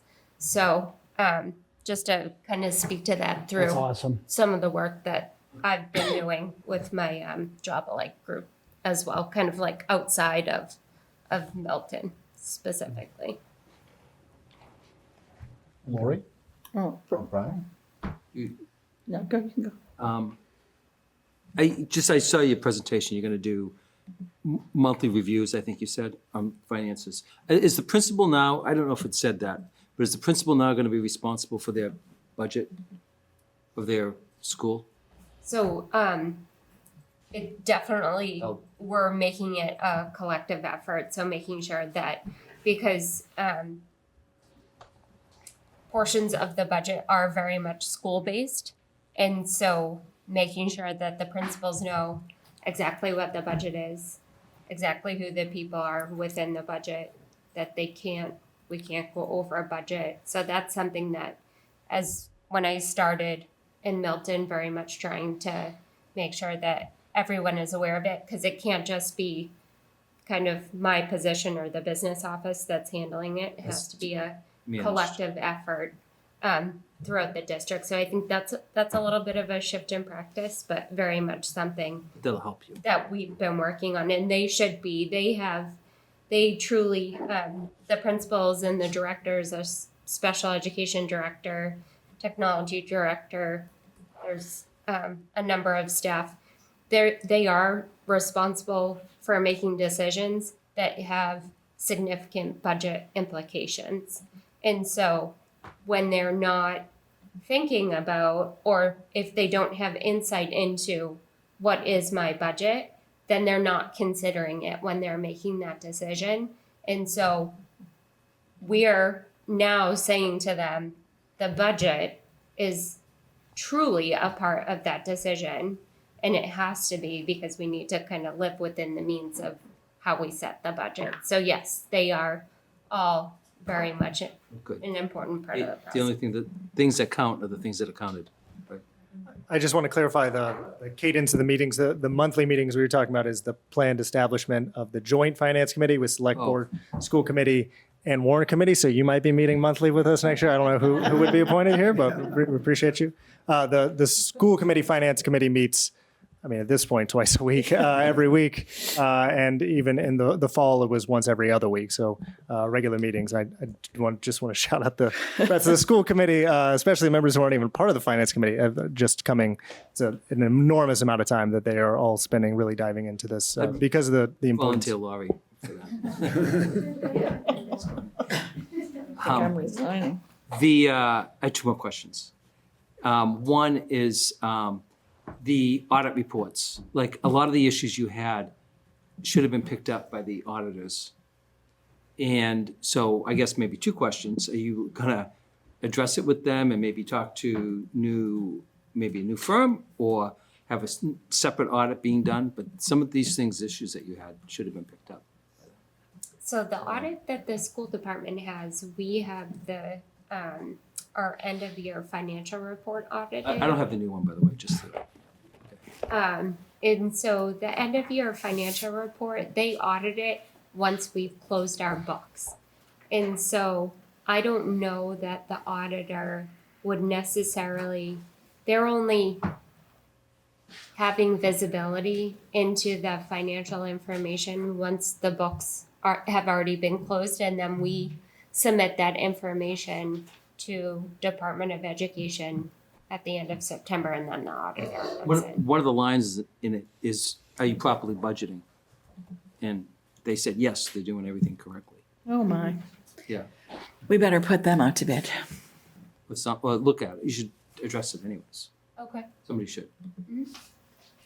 And I have one last question. At the town meeting last year, they asked about somebody, and it was a confusion on it, so we've been waiting a year and a half now to get the answer. But the residency policy, what is it with the town? How is it managed? And is it managed, I guess, because there was a question on that. So that's a big question. Maybe it goes to you, Peter. Yeah, I mean, I can answer that. Yeah, and I talked about this last year, I think, with those of you that were part of the Warrant Committee. It was, I think, a big topic of conversation last year. And so in my first year, we did review that policy. We did make a few adjustments to that policy.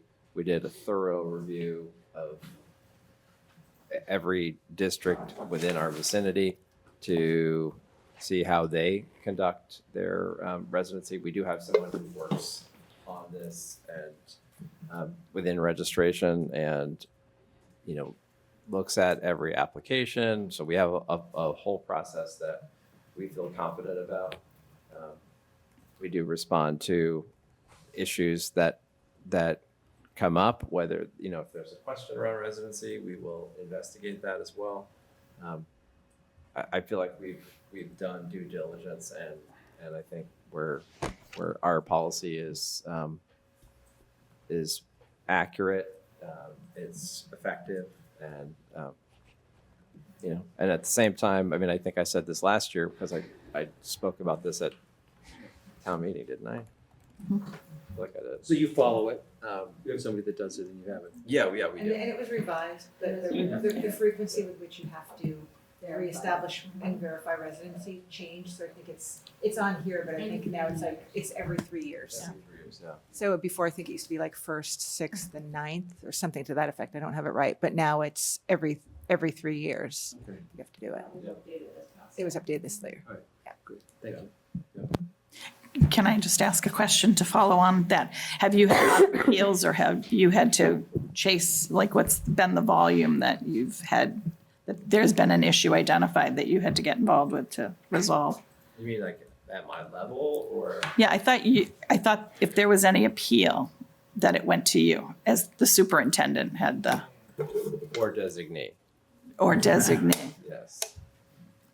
So we've had appeals this year, and we've worked through those and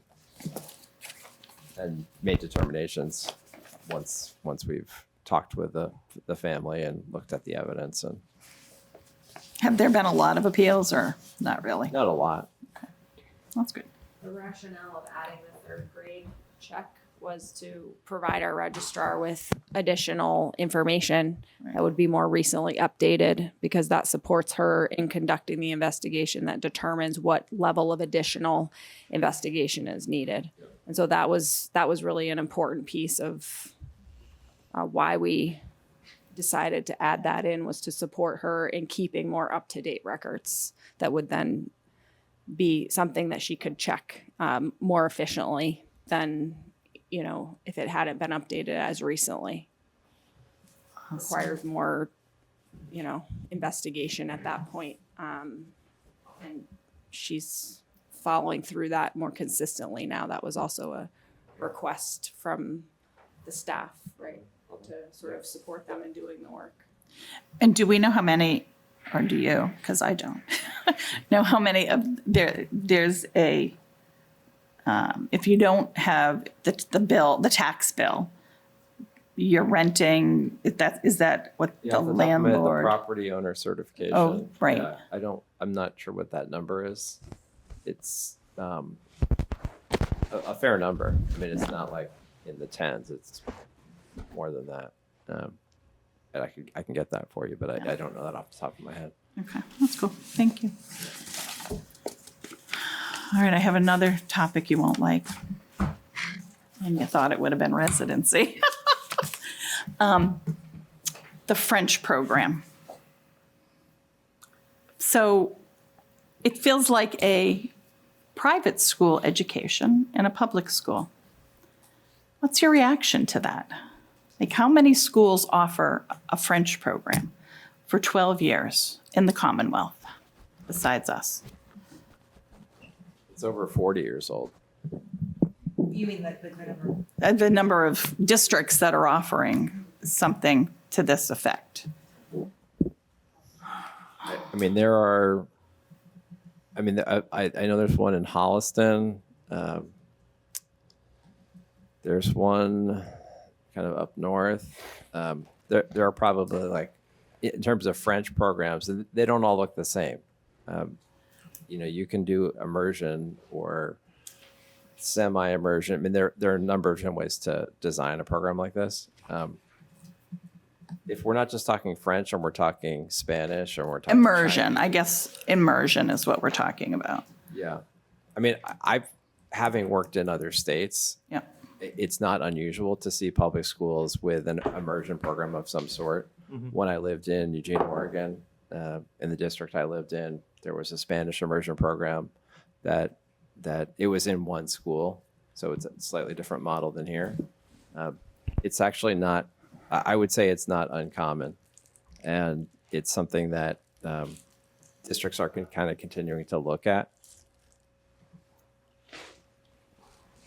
Yeah, there are multiple Spanish immersion programs and Chinese immersion programs up in Boston Public Schools I'm familiar with. Yeah, Lexington has a Really? So, Lexington.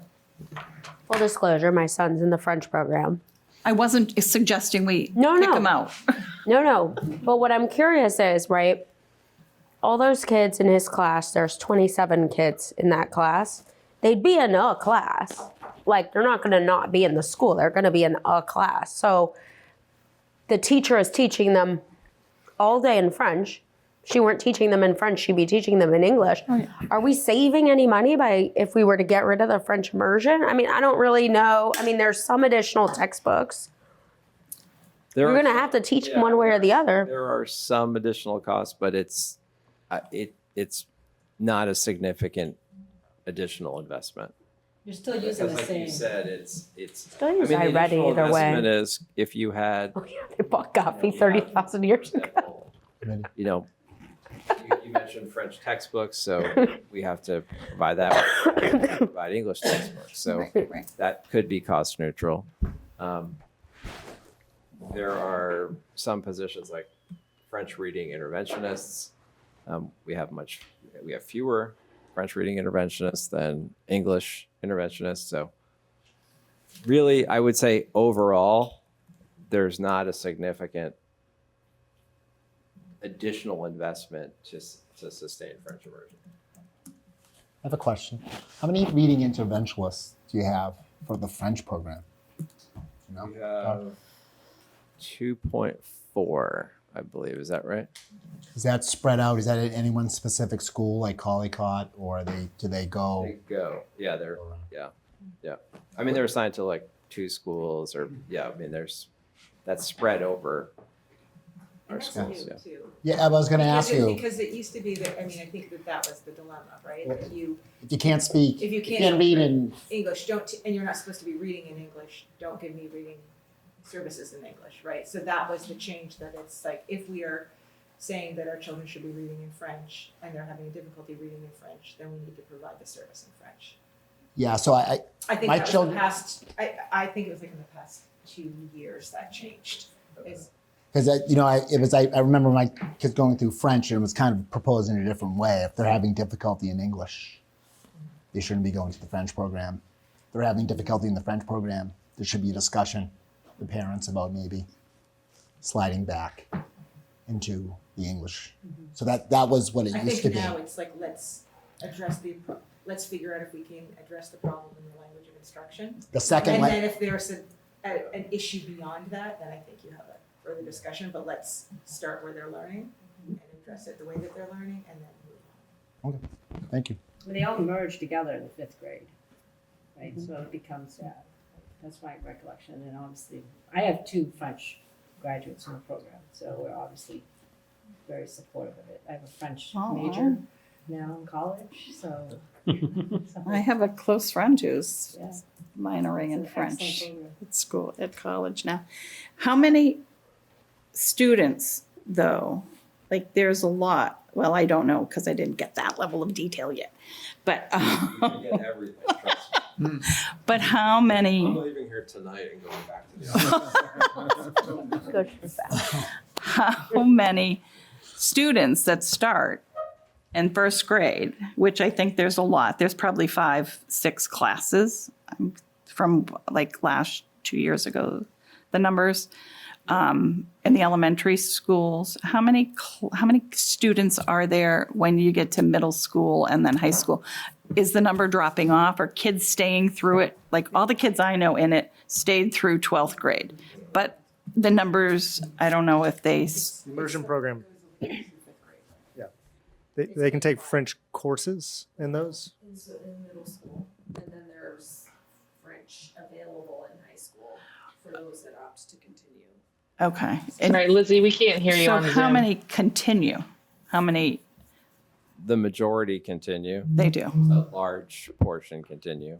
Okay. And a few don't continue. But Okay. it's a very high number. Okay. All right. I'm just trying to be... I'm thinking outside the box. Liz? Okay, so I had a question about slide 53 that talked about the increase in out-of-district special education tuition, which was $993,000. What efforts, if any, have we made to try to... Are there students who are out of district that we could bring back into their community schools? And if so, what effort are we making to bring them back into our schools so that they could be with their friends, neighbors, and then added bonus, we don't have to pay that tuition to the other school? Yeah, that's a great question. It's something that we talk about frequently. It's something that Daniel Wetmore, Director of Student Services, talks about quite a lot. And in conversations with her, she will often say, I'm working with this family and with this student. I think I may be bringing them back to Milton, next month. So it's something that we are working on both on an individual basis in terms of, sometimes, and Danielle's been in her position for 2 years. She's had to learn how students were placed in out-of-district placements, and then understanding what the students' needs are, and then looking at the systems in place in Milton. And as we're making changes, we're creating space for those students to get those services here. One of the things I've mentioned previously is our space constraints are a huge issue in this area because we need to build more programming, which is obviously an initial investment, but it pays for itself very quickly when you can bring a number of students back where you're paying, $200,000 for a student, and you can set up a program, and if there are enough students to sustain that program, it's a huge cost savings and it's a benefit because the students aren't driving an hour each way a day. I mean, students travel pretty far for these out-of-district places. They're not all like in Braintree and Dorchester. I mean, they're far, some of them. Kingston, she was saying, Plymouth. Yeah. Yeah. So it's something that we are working on, like I said, on an individual basis, and then looking at what programming, one is the space reality, but what programming can we create to bring students back? And of course, if there's a highly specialized need, it doesn't make sense to build a program for one student sometimes. It's just not even cost effective, and we don't have the capacity to do that. But that is something we're talking about, looking at, working on, and it's an intention to bring that number down. I think it's our first focus is on the student, and then the second focus is it's also fiscally responsible. I had one other thing. So you had mentioned, I forget what slide this was, but about the potential increase for the fee for the community schools. So sort of echoing what Ron was saying before about increased fees to sports programming. I mean, that community schools, it's already kind of hard to get into because I guess it's not like enough staff to be able to do it and whatever, but it's a real lifeline to people who work and, you know, can't necessarily afford to pay a huge amount of money to have, you know, a nanny or whatever. So I think that it's a great program that we have, especially during school vacation week or the half days or any of those times where there isn't school. Yeah, to be able to have that. And I know that you do work with families so that if they can't afford it, that's not going to be a barrier. But I think that's another equitable concern. Sort of as you mentioned, the sports. I've felt that way about sports for a long time. And I also see that any increase in the community schools fee would also be something that we have to think about, but can be very difficult for people. Yeah, and we last year we spent a lot of time looking at community schools, and we heard the community and the need to expand the program and expand the number of slots. We had a pretty long waiting list, and as you mentioned, it's a huge lifeline, and for some families, it's really hard to figure out how to get all the pieces to fit if you don't have that care. So we did make a number of changes to the program. One of the biggest was looking at our salary schedule and increasing our pretty much every position to be able to hire employees. It was effective, but the roughly $2 million balance we had last year, we have spent down, and now if we don't increase those fees for community schools, the program will not be self-sustaining. We also we've done a full analysis of other school districts and other programs and costs, and we are very low compared to others. So we do feel like we have some room to get up to market standard. And Katie has more kind of specific information. I do. I'm going to talk about some of the rates, or I don't know.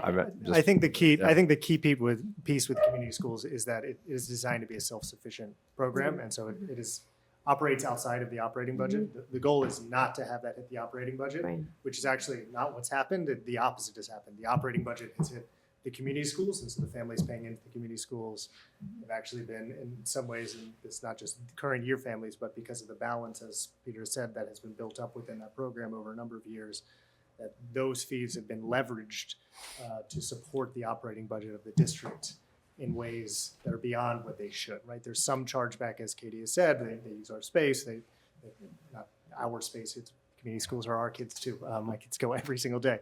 But again, it needs to be a self-sustaining budget. And so by reducing the balance within it, we need to increase those fees over time to address the things that Peter's talking about.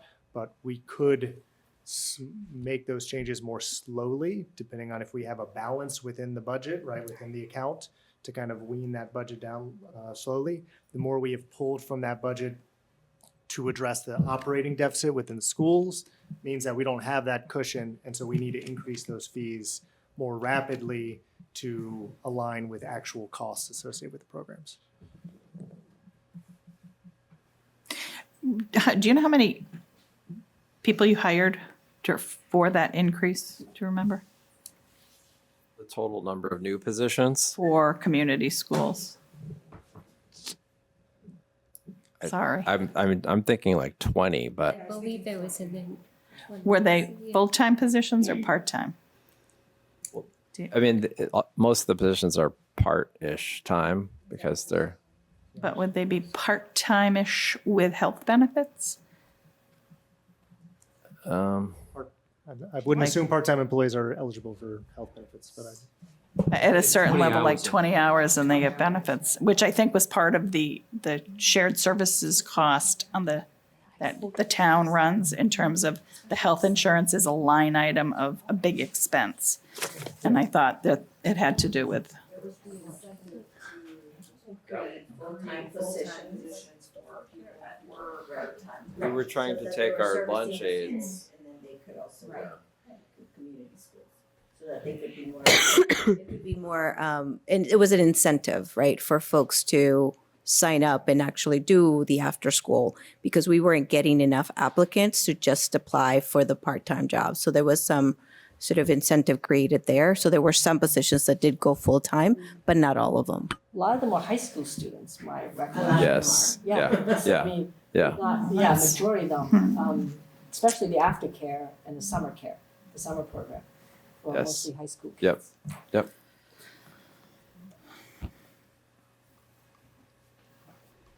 Anybody have any more questions from the warrant committee? I do. The per pupil spend, does that include, is that based upon your appropriated budget plus your offset? And is there a factor for insurance or retirement? Does that all get rolled into?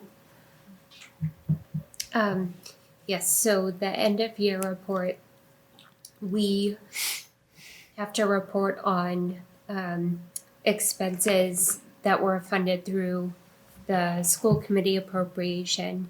We also report on expenses that were funded through grants, revolving accounts, any of kind of those outside revenue sources. We also report expenses that are cost allocations from other town departments. So there is a portion of, because consolidated facilities also serve a portion of their work is the school department. So we report out a portion of the expenses for that department. The health insurance is reported on the end of year report. We report out a portion of the liability insurance that the town pays. So there are a number of different costs that we have to include in that report.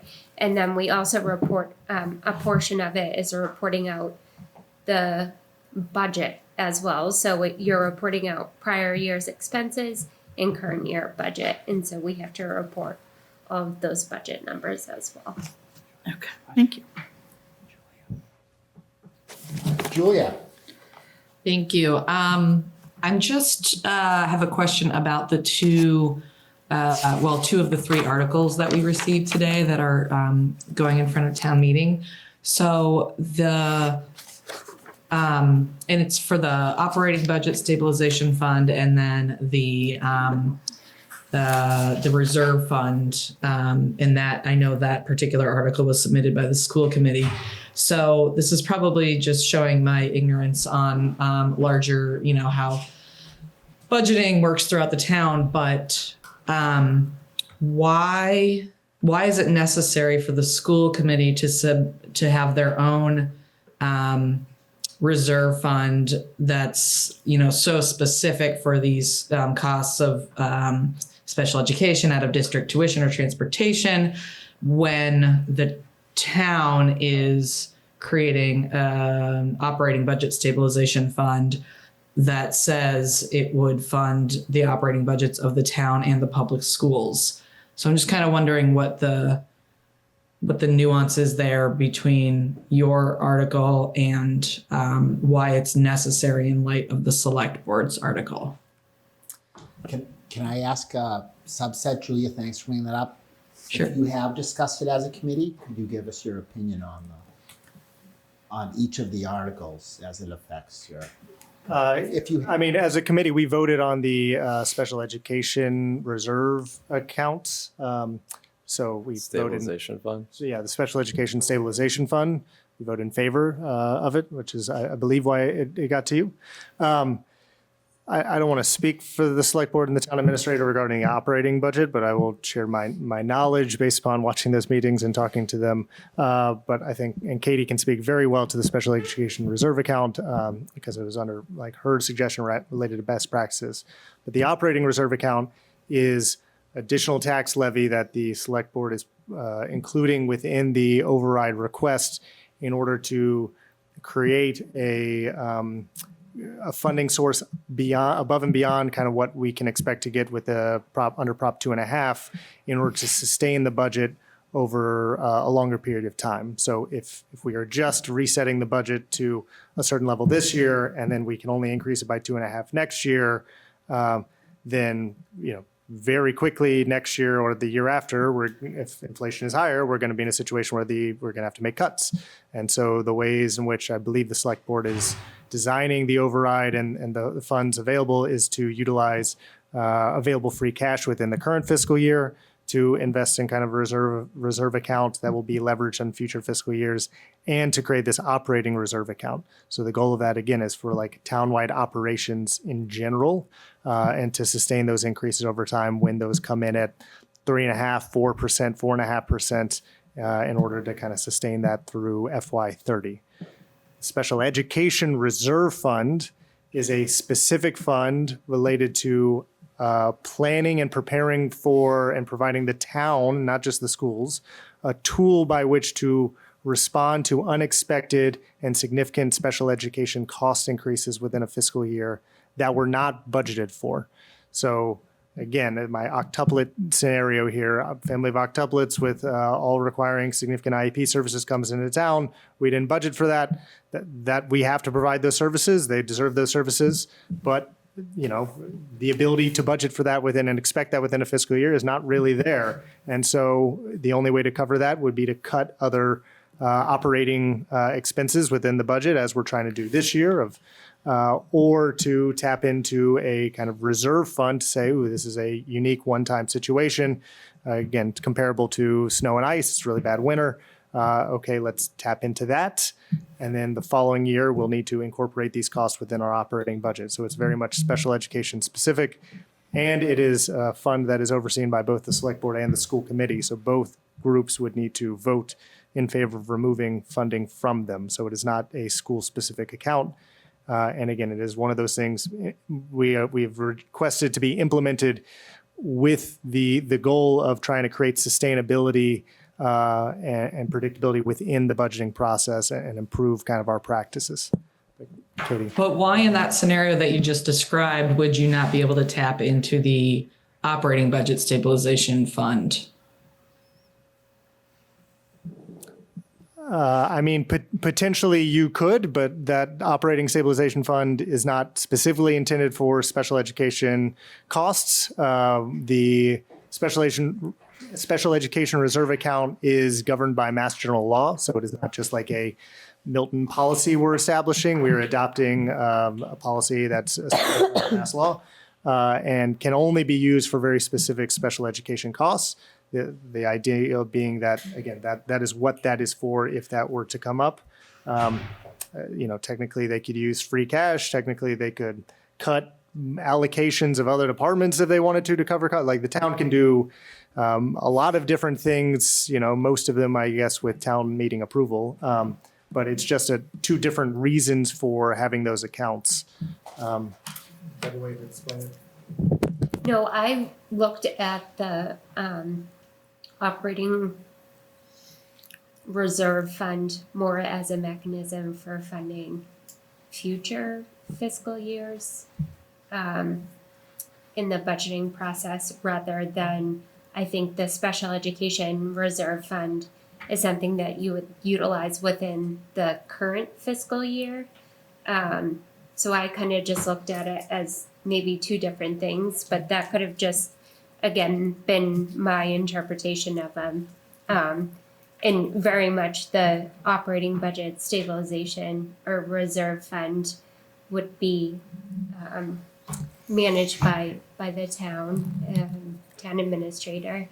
And the special education reserve fund, again, would have to go through the school committee and the select board for approval. Sure.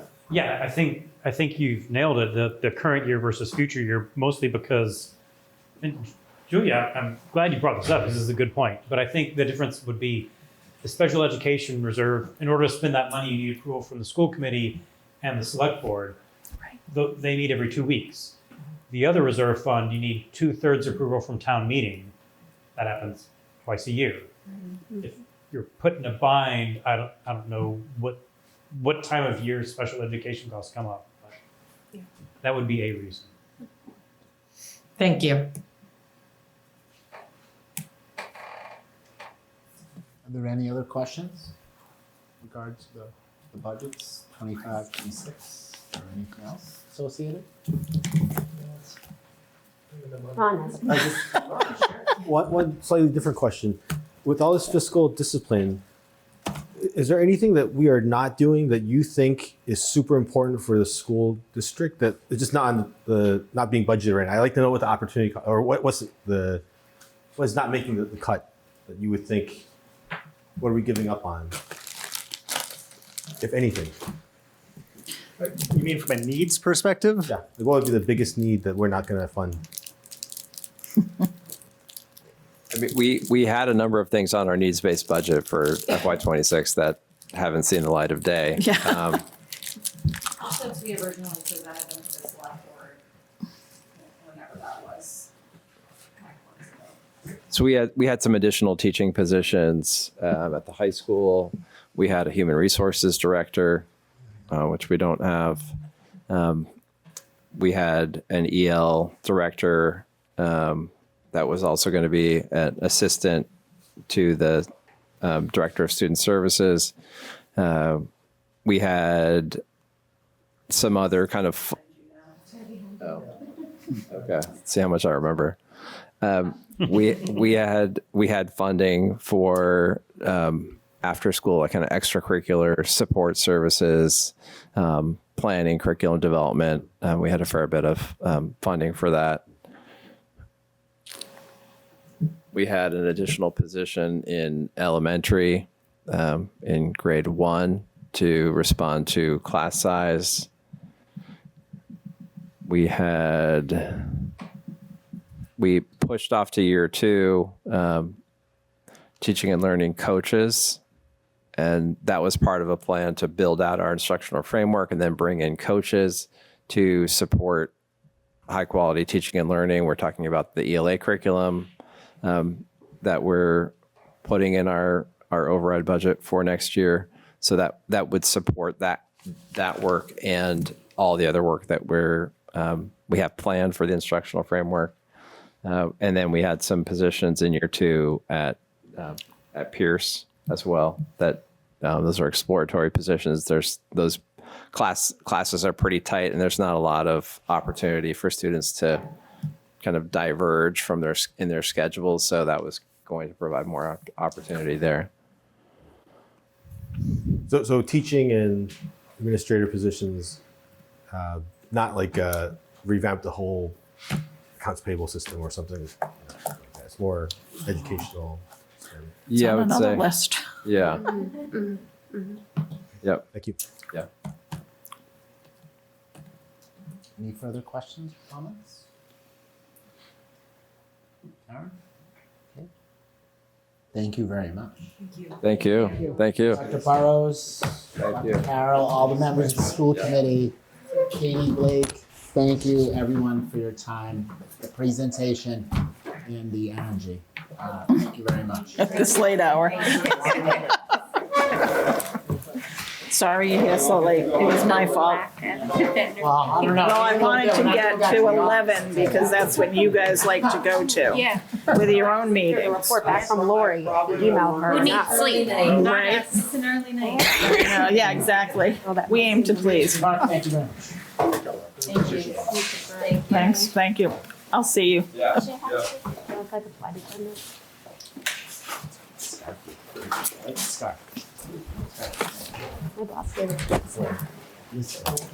So warrant committee, thank you, Doctor. So warrant committee, a lot of information. It's about 11:15. Think it maybe hold off a discussion until next week. Okay. Please. And maybe vote. Okay. So just so you know, I sent an email. Please read the email. Please read the documents. We discussed them a little bit more today. Just some foresight into the budget. The community preservation committee is coming in on Monday. What? Yes, they are coming in. They have 2 specific articles What are they about? The same two they always have? No, these are other projects. Peverly Park is in play. There's another appropriation. We need to speak to them. The chair, Mr. Callahan, and the vice will be coming in to speak with us and describe and talk about that. We can have a conversation about the school budget. We can have a conversation about all the articles. I sent you a list of the entire warrant. I expect by Friday I will have a physical printed copy of the warrant with introductory comments. I ask that warrant committee members review this over the weekend and be ready to discuss. We have 1 week from Monday, okay, to get the comments submitted for the town. So those things. As you can also see that something slipped back on. Light trespass somehow suddenly reappeared when we were told it wasn't going to be. So we're gonna have to address that. I will see what I can do. That could be a green sheet, maybe get someone in to speak to it and what changes have been made, if anything. Well, and the public hearing is on the 8th. The public hearing is after, so that would most likely have to be a green sheet. So that's really, that's kind of what I have. I'm gonna be including the entire warrant on the upcoming agendas for discussion and vote. Jay. For the Community Preservation Act, I want to be respectful and I want to give things the time they deserve. But can we set ahead of time a proposed time limit? Just because, I mean, you set expectations. If you say we'll talk to you for 2 hours, they'll fill 2 hours, and so will we. If we say we think it'll be 30 minutes, you know, if it's 35, as if it's 45, that's not the end of the world. But can we set a time limit? Yes. Or Well, yeah, recommendation? I can have I'll have a discussion. I've been in email communicate with the chair, and we can address it because. Can you do the hand gesture for email again? Very good. Thank you. Other than Monday, can you tell me which days you think next week for childcare planning reasons? Doesn't have to be hard and Tuesday, fast. Wednesday, Thursday. I'd say Monday through. No Friday. We'd say Monday through Thursday tomorrow. Okay. We have to just get through the discussions. I don't mind. I and just the like to votes. know. Every day next week. Could be every day. day. I don't care. Monday I just through like to Thursday. know. Thank you.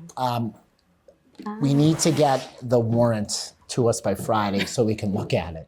July. I want to say, and I'm not trying to stretch this out. Comment writers, schools, next week. I need a comment from you regarding the budget. Of course, you have to see what, in fact, the warrant says about it. Well, it but- seems so simple. I mean, Yeah.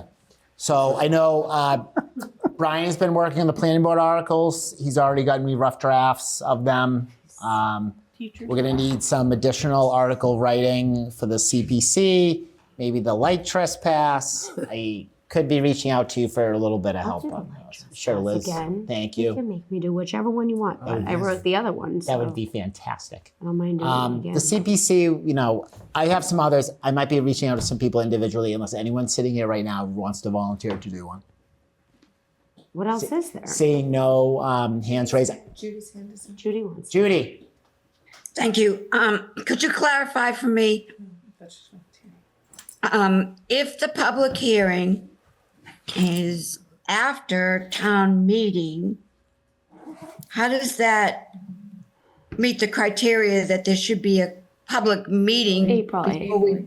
Yeah, Oh, Judy, it's on about an it's about a month before the annual. So if the warrant committee needs, we've suggested the public hearing. So I think we would wait till after the public hearing to comment. Oh, I misunderstood. My mistake. Oh, no big deal, Judy. Thank you. You're not going to take other departments in like I did the library, and you're not bringing anybody in to talk on that, which is fine. Not at this time. Am I expected to write comments on that? He did a narrative. Yeah, we're gonna have a draft comment put together.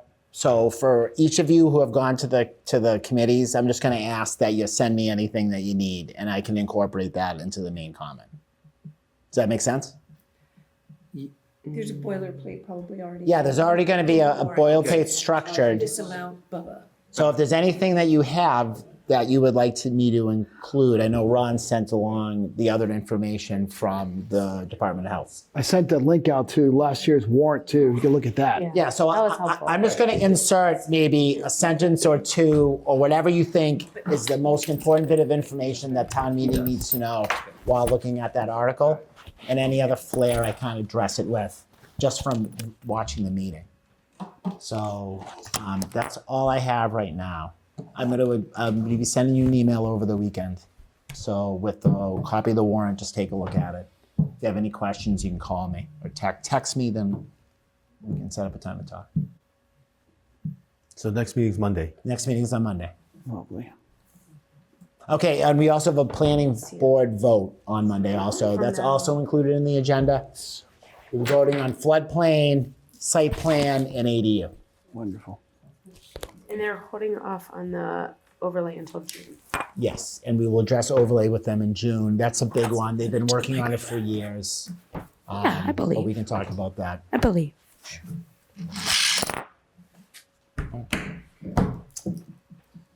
I'd like to make a motion. Oh, Lori. thank goodness. To adjourn. Do I have a second? Second. Second by everybody. We are adjourned. Thank you, everybody. Thank you, Warrant Committee. Thank you, Milton.